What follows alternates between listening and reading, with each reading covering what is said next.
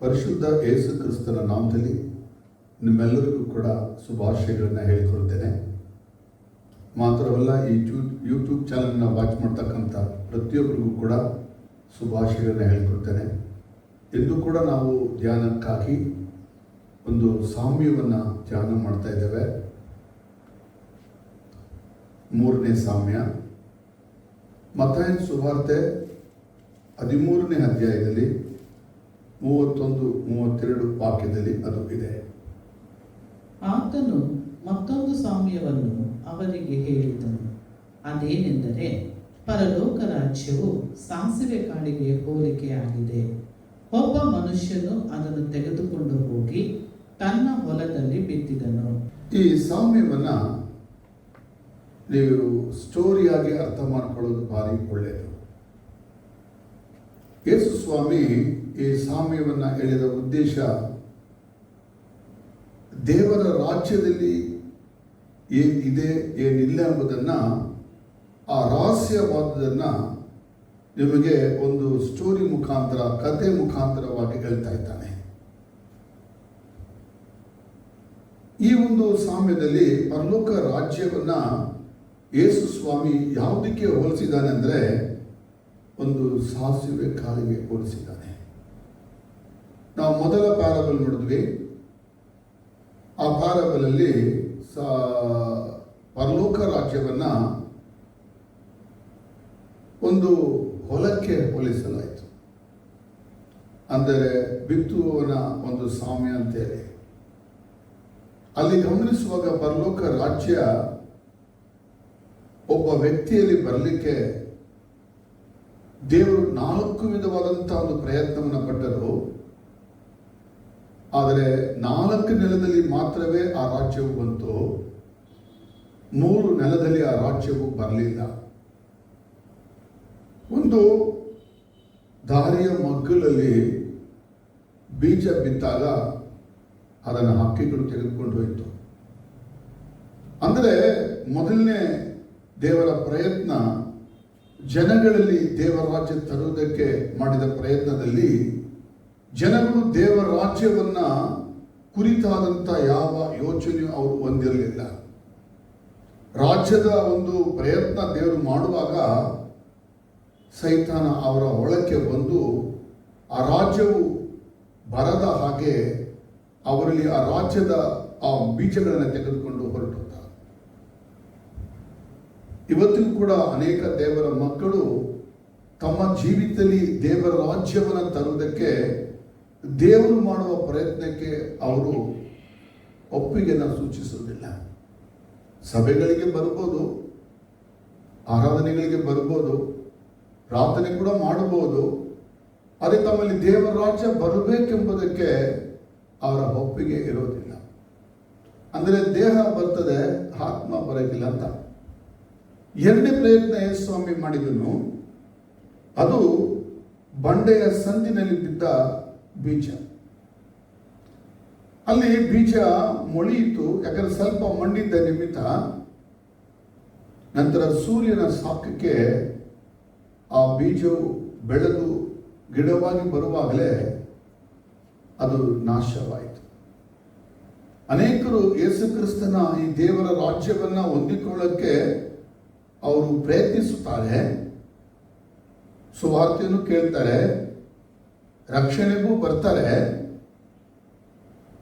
ದೇವರಾಜ ಅವರಲ್ಲಿ ಬರೋಕ್ಕೆ ದೇವರ ಪ್ರಯತ್ನ ಆಗ್ತದೆ. ಆದರೆ ಅನೇಕ ದಿನಗಳು ಸಭೆಗೆ ಬಂದು, ಕೆಲವು ವರ್ಷಗಳು ಸಭೆಗೆ ಬಂದು ಯೇಸುವನ್ನು ನಂಬಿ ಆರಾಧಿಸಿ ದೇವರಿಗಾಗಿ ಬಾಳಿ, ಆದರೆ ಕಷ್ಟಗಳು, ತೊಂದರೆಗಳು, ಹಿಂಸೆಗಳು, ಹೋರಾಟಗಳು, ಸಮಸ್ಯೆಗಳು, ಪರದಾಟಗಳು, ಕೊರತೆಗಳು ಬರುವಾಗ ದೇವರನ್ನೇ ಬಿಟ್ಟು ಹೊರಟೋಗ್ತಾರೆ. ಇವರಲ್ಲಿ ಕೂಡ ದೇವರ ರಾಜ್ಯವು ಬರುವುದಿಲ್ಲ. 3ನೇ ನೆಲ ಮುಳ್ಳುಗಳು ಇದ್ದಂಥ ಸ್ಥಳದಲ್ಲಿ ಬೀಜ ಬೀಳ್ತದೆ. ಪ್ರಿಯ ದೇವ ಮಕ್ಕಳೇ, ಈ ನೆಲ ಏನಂದ್ರೆ, ಇವರು ಸಭೆ ಒಳಕ್ಕೆ ಬಂದಿರ್ತಾರೆ, ಯೇಸುವನ್ನು ನಂಬಿರ್ತಾರೆ, ರಕ್ಷಣೆ ಹೊಂದಿರ್ತಾರೆ, ದೀಕ್ಷಾಸ್ನಾನ ಹೊಂದಿರ್ತಾರೆ, ದೇವರ ಮಕ್ಕಳು ಆಗಿರ್ತಾರೆ, ಹಾಡನ್ನು ಹಾಡ್ತಾರೆ, ಚರ್ಚಲ್ಲಿ ಸೇವೆನೂ ಕೂಡ ಮಾಡ್ಬೋದು, ಕಾಣಿಕೆನೂ ಕೊಡಬಹುದು, ಎಲ್ಲಾನು ಮಾಡ್ತಾರೆ. ಅವಳಿಗೆ ದೇವರಾಜ ಬಂದಿದೆ ಎಂಬುದಕ್ಕೆ ಅವರು ತೋರಿಸ್ಕೊಳ್ತಾರೆ. ಆದರೆ ಅವಳಿಗೆ ದೇವರಾಜ ಬಂದಿರಕ್ಕಿಲ್ಲ. ಹೇಗೆ ಅಂತ ಹೇಳಿದ್ರೆ, ದೇವರಾಜ್ಯ ಅವರಲ್ಲಿ ಬರುವುದಕ್ಕೆ ಅವರು ಬಿಟ್ಟುಕೊಡೋದಿಲ್ಲ. ಅಂದರೆ ಪಿಶಾಚಿ ಅವರ ಒಳಕ್ಕೆ ಮುಳ್ಳುಗಳು ಅನ್ನುವಂಥ ಶಾಪದ ಜೀವಿತಗಳನ್ನು ತಂದು ಹಾಕ್ತಾನೆ, ಪಾಪದ ಜೀವಿತಗಳನ್ನು ತಂದು ಹಾಕ್ತಾನೆ, ಲೌಕಿಕ ಆಸೆಗಳನ್ನು ಆಕಾಂಕ್ಷೆ ತಂದು ಹಾಕ್ತಾನೆ. ಅದರ ನಿಮಿತ್ತವಾಗಿ ಜನಗಳು ಮೋಸ ಹೋಗ್ತಾರೆ. ನೀವು ಗಮನಿಸ್ಬೋದು, ಬೀಜವು ಬೆಳೆಯಿತು, ಫಲವೂ ಬಂತು ಆ ಭೂಮಿಯಲ್ಲಿ. ಆದರೆ ಫಲಕ್ಕಿಂತ ಮೇಲಾಗಿ ಮುಳ್ಳುಗಳು ಬಂದು ಆ ಫಲಗಳನ್ನು ಮುಚ್ಚಿಕೊಂಡಿತು. ಅಂದರೆ ಅವರು ಸಭೆಯಲ್ಲಿ ಇರ್ತಾರೆ, ಆದರೆ ಅವರಲ್ಲಿ ದೇವರಾಜ ಬರೋಕ್ಕಾಗಲ್ಲ. 4ನೇ ನೆಲ ಉತ್ತಮವಾದ ನೆಲ, ಅಲ್ಲಿ ಬೀಜ ಬಿದ್ದು 30, 60, 100ರಷ್ಟು ಫಲ ಕೊಟ್ಟು. ಅಂದರೆ ಇಲ್ಲಿ ಏನು ಗಮನಿಸ್ತೇವೆ ಅಂತ ಹೇಳಿದ್ರೆ,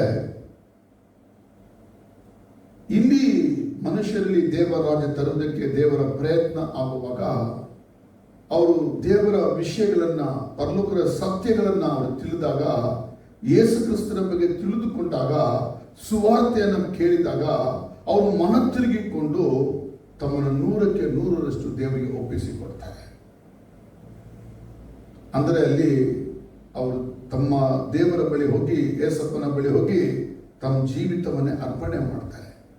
ಅಂಥವರ ಒಳಕ್ಕೆ ದೇವರ ರಾಜ್ಯವು ಬರ್ತದೆ.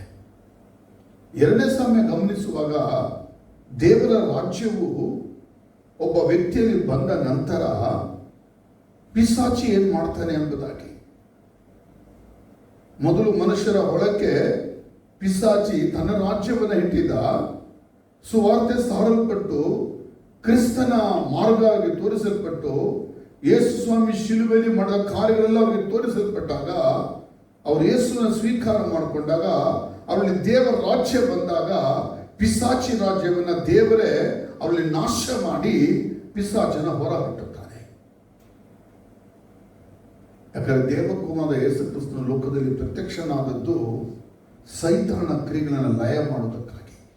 ಯೇಸು ಒಬ್ಬ ವ್ಯಕ್ತಿಯ ಒಳಕ್ಕೆ ಬಂದರೆ ಸೈತಾನ್ ರಾಜ್ಯ ನಾಶ ಆಗುತ್ತೆ, ಸೈತಾನ ಕ್ರಿಯೆಗಳು ನಾಶ ಆಗುತ್ತೆ. ಅವನ ವ್ಯಕ್ತಿಯಲ್ಲಿ ದೇವರ ರಾಜ್ಯ, ಯೇಸುವಿನ ರಾಜ್ಯ ಬರ್ತದೆ. ಆ ರಾಜ್ಯ ಬಂದ ವ್ಯಕ್ತಿಯನ್ನ ಪಿಶಾಚಿ ಹಿಂಬಾಲಿಸಿಕೊಂಡು ಬರ್ತಾನೆ. 2ನೇ ಸಾಮ್ಯದಲ್ಲಿ ಗೋಧಿ ಮತ್ತು ಅಣಚೆಯನ್ನು ಗಮನಿಸಬಹುದು. ಗೋಧಿ ಅಂದರೆ ದೇವರ ರಾಜ್ಯ ನಮ್ಮಲ್ಲಿ ಇರುವಂಥದ್ದು, ಆದರೆ ಅಣಚೆ ಅಂದರೆ ಪಿಶಾಚಿ ಈ ಗೋಧಿಯಂತೆ ಕಾಣುವ ಇನ್ನೊಂದು ಬೀಜವನ್ನು ಬಿತ್ತಿ ಅಲ್ಲಿ ಆ ರಾಜ್ಯವನ್ನು ಅಳಿಸಕ್ಕೆ ಅವನು ಮಾಡುವಂಥ ಪ್ರಯತ್ನ. ಸಭೆಗಳಲ್ಲಿ ಗಮನಿಸ್ಬೋದು, ಅನೇಕರಲ್ಲಿ ದೇವರ ರಾಜ್ಯ ಬಂದಿರುತ್ತೆ, ಆದರೆ ಸಭೆಗಳಲ್ಲಿ ಬಂದಿರುವ ಮಕ್ಕಳು ಅಣಜಿಯ ಜೀವಿತವನ್ನು ಮಾಡ್ತಾರೆ.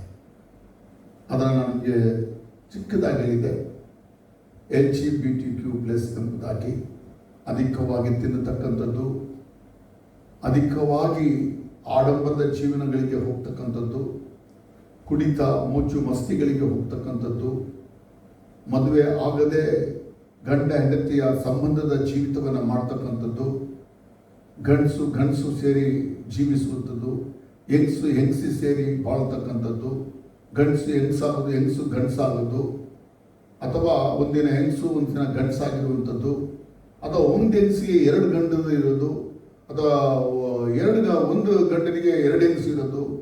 ಇದೆಲ್ಲ ಈ ಲೋಕದಲ್ಲಿ ಎದ್ದು ಪಿಶಾಚಿ ಕಾರ್ಯ ಮಾಡುವಂಥ ಪಾಪದ ಕಾರ್ಯಗಳು.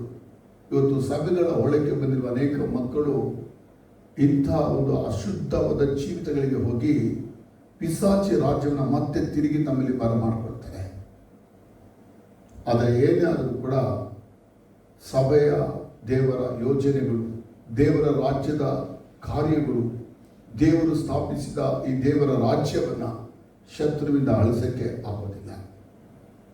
ದೇವರ ರಾಜ್ಯ ಕ್ರಿಸ್ತನು ಸ್ಥಾಪಿಸಿದ್ದಾನೆ ಮನುಷ್ಯರುಗಳಲ್ಲಿ.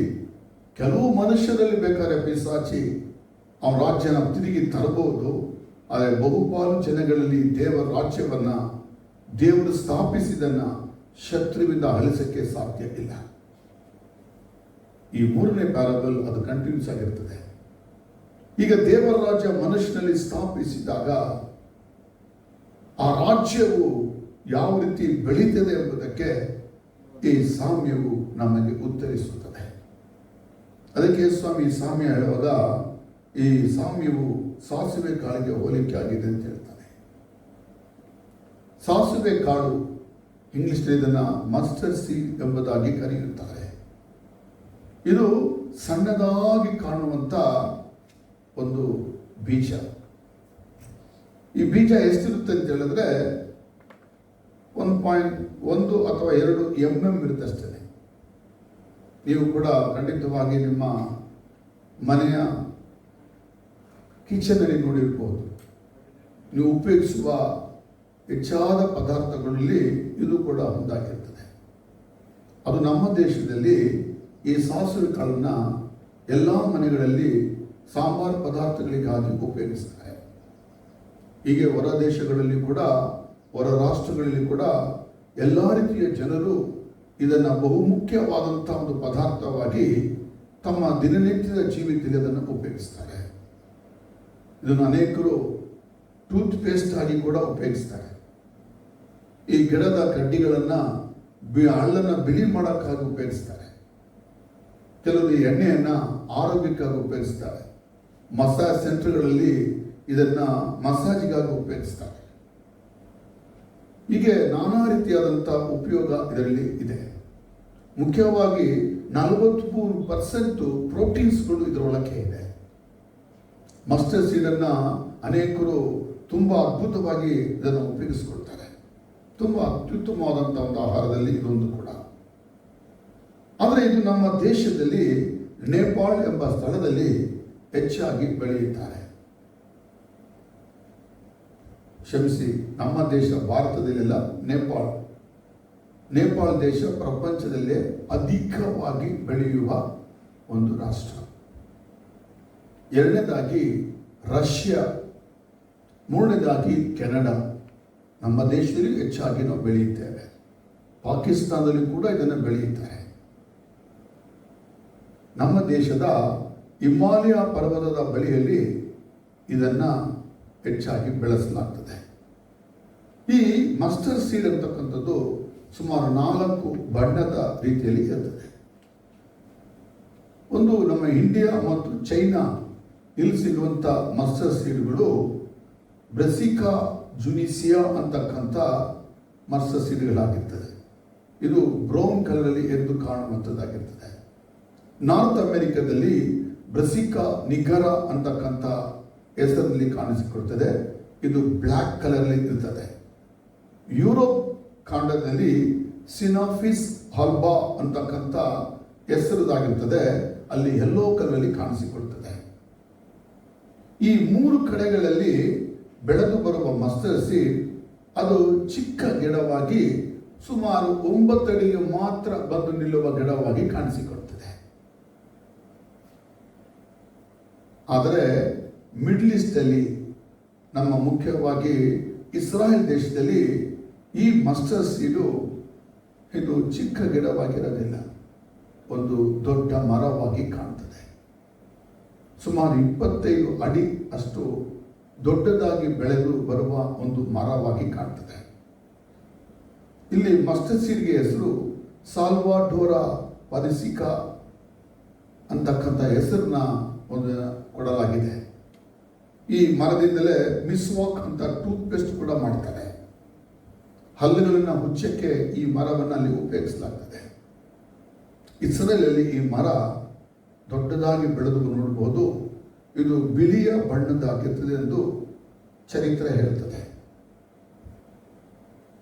ಈ ಮಸ್ಟರ್ಡ್ ಸೀಡ್ ನೋಡಕ್ಕೆ ಚಿಕ್ಕದಾಗಿರುವಂತಹ ಒಂದು ಕಾಳು,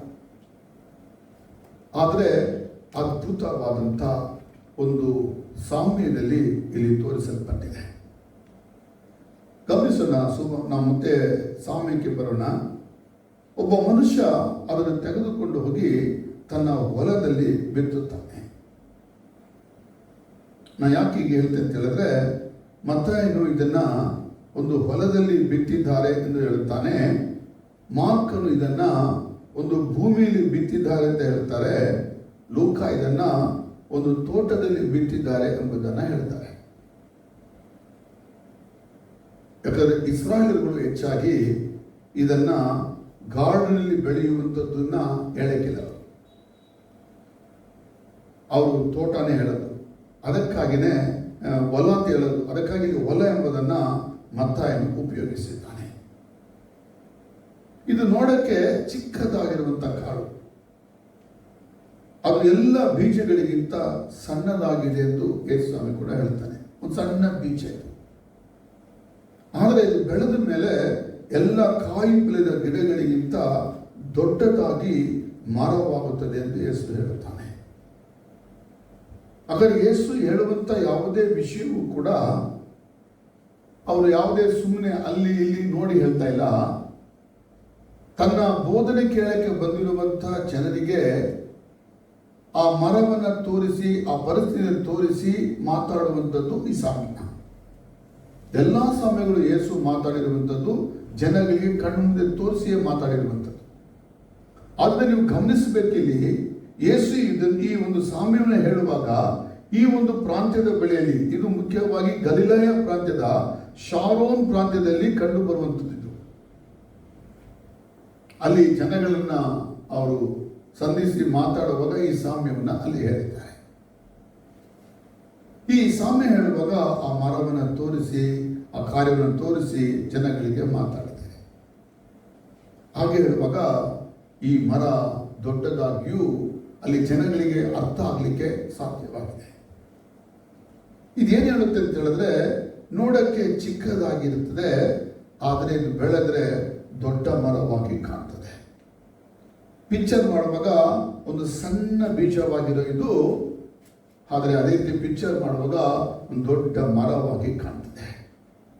ಹಾಗಾದ್ರೆ ಯೇಸು ಸ್ವಾಮಿ ಏನು ಹೇಳ್ತಾ ಇದ್ದಾನೆ ಅಂತ ಹೇಳಿದ್ರೆ, ತನ್ನ ರಾಜ್ಯ ಆರಂಭದಲ್ಲಿ ಸಣ್ಣದಾಗಿ ಕಂಡು ಬಂದರೂ ಮುಂದೆ ತನ್ನ ರಾಜ್ಯ ದೊಡ್ಡ ಪ್ರಮಾಣದಲ್ಲಿ ಬೆಳೆದು ಬರುತ್ತದೆ ಎಂಬುದನ್ನ ಇಲ್ಲಿ ಆತನು ಸಾಮ್ಯದ ರೀತಿ ಅದನ್ನ ಬೋಧಿಸ್ತಾ ಇದ್ದಾನೆ. ನೋಡಕ್ಕೆ ಸಣ್ಣ ಬೀಜ, ಆದರೆ ಯೇಸು ಕ್ರಿಸ್ತನು ಹೇಳುವಂತಹ ಬೋಧನೆಯ ಪ್ರಕಾರವಾಗಿ ಪ್ರಬಲವಾಗಿ ದೊಡ್ಡ ಪ್ರಮಾಣದಲ್ಲಿ ಇವರ ರಾಜ್ಯವು ಬೆಳೆದು ಬರ್ತದೆ ಎಂಬುದನ್ನ ಯೇಸು ಸ್ವಾಮಿಯಲ್ಲಿ ಹೇಳ್ತಾ ಇದ್ದಾನೆ.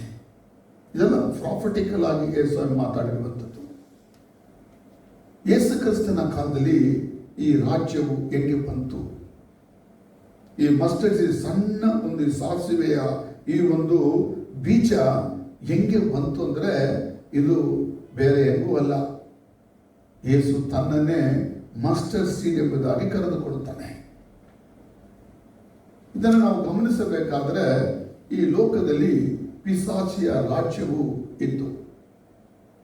ಆದಾಮ ಅವ್ವಳನ್ನ ವಂಚಿಸಿದ ಪಿಶಾಚಿ ತನ್ನ ರಾಜ್ಯವನ್ನು ಅವರಲ್ಲಿ ತಂದು ಅವರ ಮುಖಾಂತರ ಭೂಮಿಯಲ್ಲಿ ಕೋಟ್ಯಾಂತರ ಜನಗಳ ಜೀವಿತದಲ್ಲಿ ತನ್ನ ರಾಜ್ಯವನ್ನು ಪಿಶಾಚಿ ತಂದ. ಜನಗಳೆಲ್ಲರೂ ಕೂಡ ಪಿಶಾಚಿ ರಾಜ್ಯದಲ್ಲಿ ತುಂಬಿ ಹೋದರು. ಆದರೆ ಮನುಷ್ಯರನ್ನು ಉಂಟು ಮಾಡಿದಂಥ ದೇವರು ಈ ಪಿಶಾಚಿ ರಾಜ್ಯ ಮನುಷ್ಯರಲ್ಲಿ ಇರುಕೂಡುದು ತನ್ನ ರಾಜ್ಯ ಬರಬೇಕೆಂಬುದಕ್ಕಾಗಿ ಒಂದು ಯೋಚನೆಯನ್ನ ಮಾಡಿದ. ಅದು ನೆರವೇರುವುದಕ್ಕೆ 4,000 ವರ್ಷಗಳು ತೆಗೆದುಕೊಂಡ. ಆದಾಮನಿಂದ ಯೇಸು ಬರುವುದಕ್ಕೆ 4,000 ವರ್ಷಗಳು.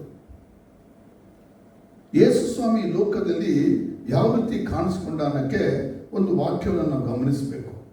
ಗಲಾತ್ಯ 4ನೇ ಅಧ್ಯಾಯವನ್ನ ನಾವು ನೋಡೋಣ. ಗಲಾತ್ಯ 4ನೇ ಅಧ್ಯಾಯ 4ರಿಂದ 5 ವಾಕ್ಯಗಳು. ಇಲ್ಲಿ ತುಂಬಾ ಚೆನ್ನಾಗಿ ಅದ್ಭುತವಾಗಿ ಇಲ್ಲಿ ಪೌಲನು ಇದನ್ನು ಬರೆದಿದ್ದಾನೆ. ಆದರೆ ಕಾಲವು ಪರಿಪೂರ್ಣವಾದಾಗ ದೇವರು ತನ್ನ ಮಗನನ್ನು ಕಳುಹಿಸಿಕೊಟ್ಟನು. ಧರ್ಮಶಾಸ್ತ್ರ ಅಧೀನರಾದವರನ್ನು ವಿಮೋಚಿಸಬೇಕೆಂತಲೂ ಪುತ್ರರ ಪದವಿಯನ್ನು ನಮಗೆ ದೊರಕಿಸಬೇಕೆಂತಲೂ. ಇಲ್ಲಿ ಗಮನಿಸಬೇಕಾದದ್ದು, ಯೇಸು ಕ್ರಿಸ್ತನು ಒಂದು ಸ್ತ್ರೀಯಲ್ಲಿ ಹುಟ್ಟಿ ಬರ್ತಾನೆ. ದೇವರು ಮನುಷ್ಯನಾಗಿ ಭೂಮಿಗೆ ಬರುವಾಗ ಒಂದು ಸ್ತ್ರೀಯಲ್ಲಿ ಮನುಷ್ಯ ಹುಟ್ಟಿ ಬರುವ ಹಾಗೆ ದೇವರು ಕೂಡ ಒಂದು ಸ್ತ್ರೀಯಲ್ಲೇ ಹುಟ್ಟಿ ಬರ್ತಾನೆ. ನಮಗೆಲ್ಲ ಗೊತ್ತಿರುವ ಹಾಗೆ ಮರಿಯಳಲ್ಲಿ ಯೇಸು ಕ್ರಿಸ್ತನ ಜನನವು ಆಗ್ತದೆ. ಯೇಸು ಸ್ವಾಮಿ ಭೂಮಿಗೆ ಬರುವಾಗ ಯಾವ ರೀತಿ ಬಂದ ಅಂದ್ರೆ ಧರ್ಮಶಾಸ್ತ್ರಕ್ಕೆ ಅಧೀನನಾಗಿಯೇ ಬಂದ. ದೇವರ ಲೋಕಕ್ಕೆ ತನ್ನ ಮಗನನ್ನು ಕಳಿಸುವಾಗ ಧರ್ಮಶಾಸ್ತ್ರಕ್ಕೆ ಅಧೀನನಾಗಿ ಕಳಿಸಿದ. ಯಾಕಂತ ಹೇಳಿದ್ರೆ ಅನ್ಯ ಜನರಿಗೆಲ್ಲರೂ ಕೂಡ ಆತನು ಪುತ್ರರ ಪದವಿಯನ್ನು ಕೊಡಬೇಕನ್ನಕ್ಕಾಗಿ. ಇಲ್ಲಿ ನಾವು ಗಮನಿಸಬೇಕಾದಂತ ಒಂದು ವಿಷಯ ಇದೆ. ಯೇಸು ಕ್ರಿಸ್ತನ ಜನನ ಯಾವಾಗಾಯಿತು? ಇದು ರೋಮ ರಾಜ್ಯವು ಭೂಮಿಯಲ್ಲಿ ಇರುವಾಗ ಯೇಸು ಕ್ರಿಸ್ತನ ಜನನವು ಆಯಿತು. ಯಾಕೆ ಯೇಸು ಕ್ರಿಸ್ತನ ಜನನ ಆ ರೋಮ ಸರ್ಕಾರ ಭೂಮಿಯಲ್ಲಿ ಇರುವಾಗಲೇ ಆಗಬೇಕು ಅನ್ನೋದಾದ್ರೆ ಅದು ದೇವರ ದೊಡ್ಡ ಯೋಚನೆ. ಅದನ್ನು ತಿಳಿಯಬೇಕಾದರೆ ನಾವು ದಾನಿಯೇಲ್ ಗ್ರಂಥದಲ್ಲಿ 2ನೇ ಅಧ್ಯಾಯವನ್ನ ನಾವು ನೋಡಬೇಕು. ಕಬ್ಬಿಣವು ಜೇಡಿಮಣ್ಣಿನೊಂದಿಗೆ ಬೆರೆತಿರುವುದನ್ನು ನೀನು ನೋಡಿದ ಮೇರೆಗೆ ಆ ರಾಜ್ಯಾಂಶಗಳು ಸಂತತಿ ಸಂಬಂಧದಿಂದ ಬೆರೆತುಕೊಳ್ಳುವವು. ಆದರೆ ಕಬ್ಬಿಣವು ಮಣ್ಣಿನೊಂದಿಗೆ ಹೇಗೆ ಕಲಿಯುವುದಿಲ್ಲವೋ ಹಾಗೆ ಅವು ಒಂದಕ್ಕೊಂದು ಅಂಟಿಕೊಳ್ಳುವುದಿಲ್ಲ. ಆ ರಾಜರ ಕಾಲದಲ್ಲಿ ಪರಲೋಕ ದೇವರು ಒಂದು ರಾಜ್ಯವನ್ನು ಸ್ಥಾಪಿಸುವನು. ಅದು ಎಂದಿಗೂ ಅಳಿಯದು. ಅದರ ಪ್ರಾಬಲ್ಯವು ಬೇರೆ ಜನಾಂಗಕ್ಕೆ ಕದಲಿ ಹೋಗದು. ಆ ರಾಜ್ಯಗಳನ್ನೆಲ್ಲ ಭಂಗಪಡಿಸಿ ನಿರ್ನಾಮ ಮಾಡಿ ಶಾಶ್ವತವಾಗಿ ನಿಲ್ಲುವುದು. ನೋಡಿ, ಎಷ್ಟು ಸ್ಪಷ್ಟವಾಗಿ ದಾನಿಯೇಲನು ಇಲ್ಲಿ ಪ್ರಕಟಿಸುತ್ತಾನೆ. ನಾವು ಇದನ್ನು ತಿಳಿಯಬೇಕಾದ್ರೆ ದಾನಿಯೇಲ್ 2ನೇ ಗ್ರಂಥದಲ್ಲಿ ಕಂಡು ಬರುವಂತ ಒಂದು ಕನಸನ್ನು ನಾವು ನೋಡಬೇಕು. ಈ ಕನಸು ಬಾಬಿಲೋನ್ ದೇಶದ ದೊರೆಯಾಗಿರುವ ನೆಬೂಕದ್ನೆಚ್ಚರನಿಗೆ ರಾತ್ರಿಯಲ್ಲಿ ಬಂದ ಒಂದು ಕನಸು. ಈ ಕನಸಿನಲ್ಲಿ ನೆಬೂಕದ್ನೆಚ್ಚರ್ ಒಂದು ಪ್ರತಿಮೆಯನ್ನು ನೋಡುತ್ತಾನೆ. ಆ ಪ್ರತಿಮೆ ಏನೆಂಬುದು ಅವನಿಗೆ ಕನಸಾದ ಮೇಲೆ ಬೆಳಗಾದ ಮೇಲೆ ಮರೆತು ಹೋಗ್ತಾನೆ. ಆಗ ತನ್ನ ಸೇವಕರನ್ನ ಕರೆದು ಕನಸು ಹೇಳಬೇಕು, ಅರ್ಥವೂ ಹೇಳಬೇಕು ಅಂತ ಹೇಳ್ತಾನೆ. ಆದರೆ ಅವನ ಜೊತೆ ಇದ್ದಂತಹ ಮಂತ್ರವಾದಿಗಳು, ವಿದ್ವಾಂಸರುಗಳು ಅವರಿಗೆಲ್ಲ ಇದನ್ನು ಹೇಳಿದಾಗ ಹೇಳಕ್ಕಾಗದೆ ಹೋಗ್ತದೆ. ಆಗ ದಾನಿಯೇಲನು ಈ ಸುದ್ದಿಯನ್ನು ತಿಳಿದಾಗ ರಾಜನ ಬಳಿಗೆ ಹೋಗಿ ಈ ಕನಸಿನ ಅರ್ಥವನ್ನು ಹೇಳ್ತಾನೆ, ಕನಸನ್ನು ಹೇಳ್ತಾನೆ, ನನಗೆ ಸಮಯ ಕೊಡು ಅಂತ ಕೇಳ್ತಾನೆ. ಆಗ ರಾಜ ಆಯ್ತು ಹೋಗು ಅಂತ ಕಳಿಸ್ತಾನೆ. ಆಗ ದಾನಿಯೇಲ್ ತನ್ನ ಸ್ನೇಹಿತರನ್ನು ಕುಳಿತು ದೇವರ ಸನ್ನಿಧಿಯಲ್ಲಿ ಬೇಡುವಾಗ ರಹಸ್ಯಗಳನ್ನ ದೇವರು ಅವರಿಗೆ ಪ್ರಕಟಿಸ್ತಾನೆ. ಆಗ ದಾನಿಯೇಲ್ ಆ ವಿಷಯವನ್ನು ತಂದು ರಾಜನಿಗೆ ಹೇಳ್ತಾನೆ. ಆ ಕನಸಲ್ಲಿ ಏನಿದೆ ಅಂತ ಹೇಳಿದ್ರೆ, ಆ ಪ್ರತಿಮೆಯ ತಲೆ ಚಿನ್ನ, ಆ ಪ್ರತಿಮೆಯ ಭುಜಗಳು, ಎದೆ ಭಾಗ ಬೆಳ್ಳಿ, ಹೊಟ್ಟೆ ಮತ್ತು ಸೊಂಟ ಅದು ತಾಮ್ರ, ಮತ್ತೆ ತೊಡೆಗಳು, ಕಾಲುಗಳು ಕಬ್ಬಿಣ, ಪಾದಗಳು 10 ಬೆರಳುಗಳು ಕಬ್ಬಿಣ ಮತ್ತು ಮಣ್ಣಿನಿಂದ ಕೂಡಿರುತ್ತದೆ. ಇದನ್ನೇ ರಾಜ ನೋಡಿತು. ಇಲ್ಲಿ 5 ರಾಜ್ಯಗಳನ್ನ ನೀವು ಗಮನಿಸಬಹುದು. ಸ್ಪಷ್ಟವಾಗಿ ಬಾಬಿಲೋನ್ ಈ ಭೂಮಿಯಲ್ಲಿ ರಾಜ್ಯಭಾರ ಮಾಡುವಾಗ ಬಾಬಿಲೋನಿಂದ ಭೂಮಿಯಲ್ಲಿ ಕಂಡು ಬರಲಿಕ್ಕಿರುವ, ಮುಂದೆ ಬರಲಿಕ್ಕಿರುವ 5 ರಾಜ್ಯಗಳನ್ನಲ್ಲಿ ತೋರಿಸಲಾಗಿದೆ. ಇದಕ್ಕಿಂತ ಮುಂಚೆ ನಾವು ಸತ್ಯವೇದವನ್ನು ಗಮನಿಸುವಾಗ 2 ರಾಜ್ಯಗಳು ಬಂದು ಹೋದವು. ಒಂದು ರಾಜ್ಯ ಈಜಿಪ್ಟ್ ರಾಜ್ಯವು ಅದು ಬಂದು ಹೋಯಿತು. 2ನೇ ರಾಜ್ಯ ಅಶ್ಶೂರಿಯ ರಾಜ್ಯವು ಬಂದು ಹೋಯಿತು. ಈಗ ನೆಬೂಕದ್ನೆಚ್ಚರನ ಕಾಲಘಟ್ಟದಲ್ಲಿ ಅದು ಬಾಬಿಲೋನ್ ರಾಜ್ಯ ಇಡೀ ಭೂಲೋಕವನ್ನೇ ಆಳಿತು. ಈಜಿಪ್ಟ್ ಆಳುವಾಗ ಫರೋಹನೇ ದೊರೆಯಾಗಿದ್ದ, ಅವನ ಜೊತೆಯಲ್ಲಿ ಯಾರ ಜೊತೆ ಇರಲಿಲ್ಲ, ಒಬ್ಬೊಟ್ಟಿಗೆನಾಗಿ ರಾಜ್ಯಭಾರ ಮಾಡಿದ. ಅಶ್ಶೂರ ರಾಜ್ಯ ಮಾಡುವಾಗ ರಾಜ ಒಬ್ಬನೇ ರಾಜ್ಯಭಾರ ಮಾಡಿದ, ಅವನ ಜೊತೆ ಯಾರು ಇರಲಿಲ್ಲ. ನೆಬೂಕದ್ನೆಚ್ಚರ ರಾಜ್ಯಭಾರ ಮಾಡುವಾಗಲೂ ಅವನ ರಾಜ್ಯ ಇರುವಾಗ ಅವನೇ ರಾಜನಾಗಿದ್ದ, ಅವನ ಜೊತೆಯಲ್ಲಿ ಯಾರು ರಾಜ್ಯಭಾರ ಮಾಡಲಿಲ್ಲ. ಅವನ ನಂತರ ಮೇದಿಯ ಪರ್ಷ ಅಂತೇಳಿ 2 ರಾಜ್ಯಗಳು ಸೇರಿ ಒಂದು ರಾಜ್ಯಭಾರ ಮಾಡಿತ್ತು. ಅದು ಕೂಡ 2 ರಾಜ್ಯಗಳಾಗಿತ್ತು, ಅನೇಕ ರಾಜ್ಯಗಳು ಸೇರಿ ಮಾಡಲಿಲ್ಲ. ಆ ರಾಜ್ಯದ ನಂತರ ಅಲೆಕ್ಸಾಂಡರ್ ದ ಗ್ರೇಟ್ ಅಂತೇಳಿ ಗ್ರೀಕ್ ರಾಜ ಸಾಮ್ರಾಜ್ಯ ತಂದ. ಮೆಸೊಪೊತಾಮಿಯಾದಿಂದ ಬಂದವನು. ಅವನು ಭೂಮಿಯ ಎಲ್ಲ ಕಡೆಗಳಲ್ಲಿ ರಾಜ್ಯಭಾರ ಮಾಡಿದ. ಆದರೆ ಅವನೇ ರಾಜನಾಗಿದ್ದ.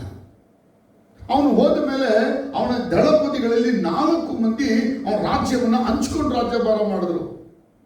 ಆ ರಾಜ್ಯಗಳ ಅಂತ್ಯದಲ್ಲಿ ರೋಮ ರಾಜ್ಯವು ತಲೆ ಎತ್ತಿತು. ರೋಮ ರಾಜ್ಯ ತಲೆ ಎತ್ತಿದ ಕಾಲಘಟ್ಟದಲ್ಲಿ ಆ ರಾಜನಾಗಿ ಜೂಲಿಯಸ್ ಸೀಸರ್ ಅಂತೇಳಿ ರಾಜ್ಯವನ್ನ ಅವನು ಕಟ್ಟಕ್ಕೆ ಪ್ರಯತ್ನ ಪಡ್ತಾನೆ. ಆದರೆ ಅವನಿಂದ ರಾಜ್ಯವನ್ನ ಕಟ್ಟಕ್ಕೆ ಆಗದೆ ಅವನು ಸತ್ತು ಹೋಗ್ತಾನೆ. ಅದರ ನಂತರ ರಾಜ್ಯ ಅಗಸ್ಟಸ್ ಅಂತಕ್ಕಂಥ ಅವನ ತಂಗಿಯ ಮಗನ ಕೈಗೆ ಬರ್ತದೆ. ಅವನು ರಾಜ್ಯವನ್ನ ಅವನು ಕಟ್ಟಕ್ಕೆ ಅವನು ಪ್ರಯತ್ನ ಪಟ್ಟು ರೋಮ ರಾಜ್ಯವನ್ನ ಅವನೇ ಕಟ್ಟುತ್ತಾನೆ. ಈ ಅಗಸ್ಟಸ್ ರಾಜ ಭೂಮಿಯಲ್ಲಿ ಇರುವಾಗ ಯೇಸು ಕ್ರಿಸ್ತನ ಜನನ ಆಗ್ತದೆ. ನೀವು ಲೂಕ 2ನೇ ಅಧ್ಯಾಯವನ್ನ ಓದಿಕೊಳ್ಳುವಾಗ ಅಗಸ್ಟಸ್ ರಾಜನ ಕಾಲದಲ್ಲಿ ಯೇಸು ಹುಟ್ಟಿದೆ ಎಂಬುದಕ್ಕೆ ಲೂಕ 2ನೇ ಅಧ್ಯಾಯದಲ್ಲಿ ನೀವು ಗಮನಿಸಬಹುದು. ನಾವು ಓದೋಣ, ಆ ವಾಕ್ಯನ ತೆಗೆದು ಓದಿ ನೋಡೋಣ. ಲೂಕ 2ನೇ ಅಧ್ಯಾಯ ಮೊದಲ 2 ವಾಕ್ಯಗಳು. ಆ ಕಾಲದಲ್ಲಿ ರಾಜ್ಯವೆಲ್ಲ ಕಾನೇಶುಮಾರಿ ಬರೆಸಿಕೊಳ್ಳಬೇಕೆಂದು ಆಜ್ಞೆಯು ಚಕ್ರವರ್ತಿಯಾದ ಔಗುಸ್ತನಿಂದ ಹೊರಟಿತು. ನೋಡಿ, ತುಂಬಾ ಸ್ಪಷ್ಟವಾಗಿ ತೋರಿಸಲ್ಪಟ್ಟಿದೆ. ಆದರೆ ರೋಮ ಸಾಮ್ರಾಜ್ಯ ಇತರ ರಾಜ್ಯಗಳಂತೆ ಇರಲಿಲ್ಲ. ರೋಮ ಸಾಮ್ರಾಜ್ಯ ಭೂಮಿಯಲ್ಲಿ ಬರುವಾಗ ಅದು ವೈಯಕ್ತಿಕವಾಗಿ ಔಗುಸ್ತನಿಂದ ನಡೆಸಲ್ಪಟ್ಟರೂ ಕೂಡ ಅವನ ಕೆಳಗೆ ಅನೇಕ ರಾಜ್ಯಗಳು ಇದ್ದವು.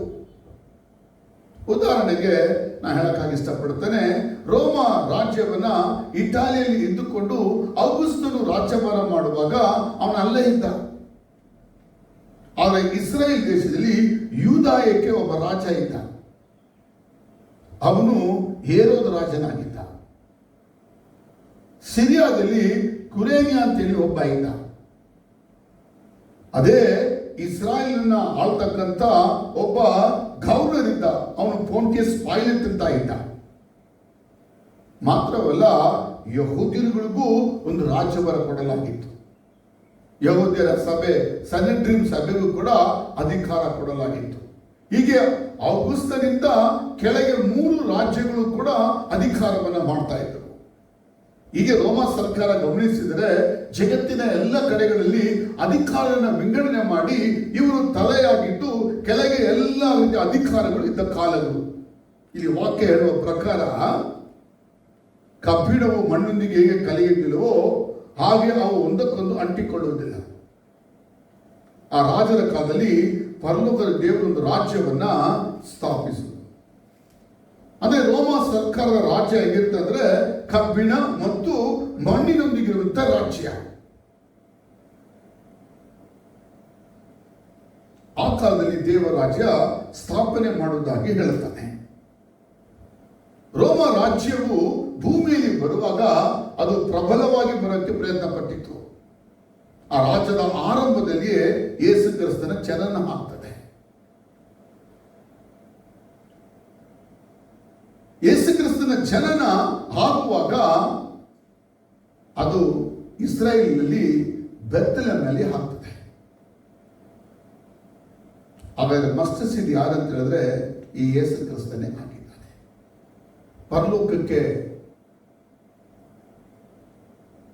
ಪರಲೋಕದಲ್ಲಿ ಒಂದು ದೇವರ ರಾಜ್ಯ ಭೂಮಿಯಲ್ಲಿ ಬರಲಿಕ್ಕೆ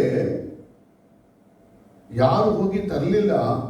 ಪರಲೋಕದ ರಾಜನೇ, ದೇವರ ರಾಜ್ಯದ ರಾಜನೇ ಭೂಮಿಗೆ ರಾಜನಾಗಿ ಇಳಿದು ಬಂದು ಭೂಮಿಯಲ್ಲಿ ದೇವರ ರಾಜ್ಯವನ್ನ ಸ್ಥಾಪನೆ ಮಾಡಿದ.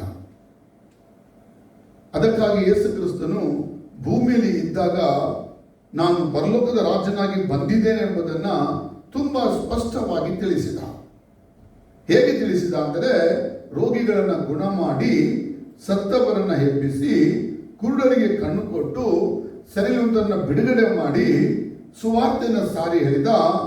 ನಾನು ದೇವರ ರಾಜ್ಯದ ರಾಜನಾಗಿ ಭೂಮಿಗೆ ಬಂದಿದ್ದೇನೆ ಎಂಬುದನ್ನು ಹೇಳಿದ. ಇದನ್ನ ನೀವು ಅದು ಯೆಶಾಯ ಪ್ರವಾದನ ಗ್ರಂಥದಲ್ಲಿ ಬರೆಯಲ್ಪಟ್ಟಂಥದ್ದು 61ನೇ ಅಧ್ಯಾಯ 1-2 ಇದೆ. ಲೂಕದಲ್ಲಿ 4ನೇ ಅಧ್ಯಾಯ 18-19 ಅದು ಬರೆಯಲ್ಪಟ್ಟಿದೆ. ಇದನ್ನ ಯಹೂದ್ಯರಿಗೆ ಏನ್ ಹೇಳಕ್ಕೆ ಇಷ್ಟಪಡ್ತಾನೆ ಯೇಸುಸ್ವಾಮಿ ಅಂತ ಹೇಳಿದ್ರೆ, ನಾನು ಪರಲೋಕ ರಾಜ್ಯದ ರಾಜನಾಗಿದ್ದೇನೆ, ರಾಜನಾಗಿ ಭೂಮಿಯಲ್ಲಿ ರಾಜ್ಯವನ್ನು ಸ್ಥಾಪನೆ ಮಾಡಕ್ಕೆ ಬಂದಿದ್ದೇನೆ ಎಂಬುದನ್ನ ಸ್ಪಷ್ಟಪಡಿಸುತ್ತಾನೆ. ಯಹೂದ್ಯರಿಗೆ ಚೆನ್ನಾಗಿ ಗೊತ್ತಿತ್ತು, ರಾಜನಾಗಿ ಮೆಸ್ಸಾಯ ಬರ್ತಾನೆ, ರಾಜ್ಯವನ್ನ ಭೂಮಿಯಲ್ಲಿ ಸ್ಥಾಪಿಸ್ತಾನೆ ಅಂತೇಳಿ. ಆದ್ರೆ ಅವಳ ನೆನೆಸ್ಕೊಡಿ ಅಂತ ಹೇಳಿದ್ರೆ, ದೇವರ ರಾಜನ ಭೂಮಿಯಲ್ಲಿ ರಾಜನಾಗಿ ಬಂದು ದೇವರು ಸ್ಥಾಪಿಸಿದ ಅಂತ ಹೇಳುವಾಗ ಅದು ಲೌಕಿಕ ರಾಜ್ಯ ಅಂತ ಅಂದ್ಕೊಂಡಿದ್ರು. ಆದ್ರೆ ಯೇಸು ಕ್ರಿಸ್ತನು ಲೌಕಿಕವಾದ ರಾಜ್ಯವನ್ನ ಸ್ಥಾಪನೆ ಮಾಡಕ್ಕಾಗಿ ಭೂಮಿಯಲ್ಲಿ ಮೊಟ್ಟ ಮೊದಲು ಹುಟ್ಟಲಿಲ್ಲ.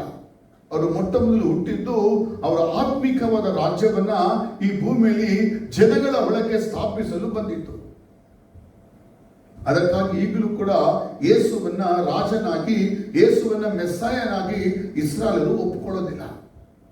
ಯಾಕಂದ್ರೆ ಅವರು ಎದುರು ನೋಡಿದ್ದು ಅವರು ಕಳೆದುಕೊಂಡ ರಾಜ್ಯವನ್ನ ತಿರುಗಿ ನಮಗೆ ಕೊಡ್ತಾನೆ ಮೆಸ್ಸಾಯ ಎಂಬುದಾಗಿ ನಂಬಿದ್ದರು.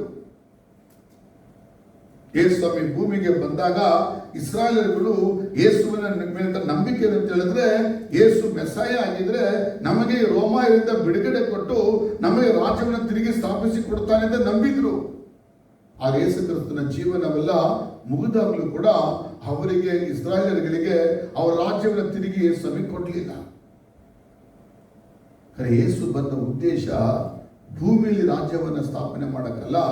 ಯೇಸು ಬಂದ ಉದ್ದೇಶ ಆತ್ಮಿಕ ರಾಜ್ಯವನ್ನ ಎಲ್ಲ ಜನಗಳಲ್ಲಿ ಸ್ಥಾಪನೆ ಮಾಡಕ್ಕಾಗಿ ಬಂದಿದ್ದ. ಹಾಗಾದ್ರೆ ದೇವರ ರಾಜ್ಯ ಭೂಮಿಯಲ್ಲಿ ಬರೋದಿಲ್ವಾ ಅಂತ ಹೇಳಿದ್ರೆ, ದೇವರ ರಾಜ್ಯ ಬರ್ತದೆ, ಆದ್ರೆ ಈಗಲ್ಲ. ಆತ್ಮಿಕ ರಾಜ್ಯಗಳು ಸ್ಥಾಪನೆ ಆದ ಮೇಲೆ ಭೂಮಿಯಲ್ಲಿ ದೇವರ ರಾಜ್ಯ ಆತ್ಮಿಕವಾಗಿ ಬರ್ತದೆ ಎಂಬುದನ್ನು ಹೇಳಕ್ಕೆ ಬಯಸ್ತಾನೆ. ಆದ್ರೆ ಇದು ಇಸ್ರಾಯೇಲರಿಗೆ ಅವತ್ತಿಗೂ ಅರ್ಥ ಆಗಲಿಲ್ಲ, ಇವತ್ತಿಗೂ ಅರ್ಥ ಆಗಲಿಲ್ಲ. ಈ ಮತ್ತೆ ಸಾಮ್ಯದ ಕಡೆಗೆ ಹೋಗ್ತಾನೆ, ಈ ದಾನಿಯೇಲ ಗ್ರಂಥದ ಕಡೆಗೆ ಹೋಗ್ತಾನೆ. ಅಲ್ಲಿ ಇನ್ನೊಂದು ವಾಕ್ಯ ಗಮನಿಸುವ 44ರಲ್ಲಿ, ಒಂದು 43ರಲ್ಲಿ, ಒಂದು 45ರಲ್ಲಿ ಗಮನಿಸಬಹುದು. 2:45ರಲ್ಲಿ ಒಂದು ಗುಂಡು ಬಂಡೆಯು ಕೈಯಿಲ್ಲದೆ ಹೊಡೆಯಲ್ಪಟ್ಟು ಕಬ್ಬಿಣ, ತಾಮ್ರ, ಮಣ್ಣು, ಬೆಳ್ಳಿ, ಬಂಗಾರವನ್ನು ಚೂರು ಚೂರು ಮಾಡಿದ್ದು ನಿನ್ನ ಕಣ್ಣಿಗೆ ಬಿತ್ತಲ್ಲ. ಇದರಿಂದ ಪರಲೋಕದ ದೇವರು ಮುಂದೆ ನಡೆಯುವ ವಿಷಯಗಳನ್ನು ರಾಜನಿಗೆ ತಿಳಿಯಪಡಿಸಿದ್ದಾನೆ. ಇದರಿಂದ ಅರ್ಥ ಹಾಗಾದರೆ ಇಲ್ಲಿ ತುಂಬಾ ಅದ್ಭುತವಾದ ವಿಷಯವನ್ನ ಹೇಳ್ತಾ ಇದ್ದಾನೆ. ಏನಂತೆ, ಒಂದು ಗುಂಡು ಬಂಡೆ ಕೈಯಿಲ್ಲದೆ ಒಡೆಯಲ್ಪಟ್ಟು ಬಂದು ಈ ಪ್ರತಿಮೆ, ಏನ್ ಪ್ರತಿಮೆ, ಆ ಬೆಳ್ಳಿ, ಬಂಗಾರ, ಮಣ್ಣು, ತಾಮ್ರ, ಕಬ್ಬಿಣ ಇರುವಂತಹ ಪ್ರತಿಮೆನ ಒಡೆದು ಚೂರು ಚೂರು ಮಾಡುತ್ತೆ ಅಂತ ಹೇಳ್ತಾನೆ.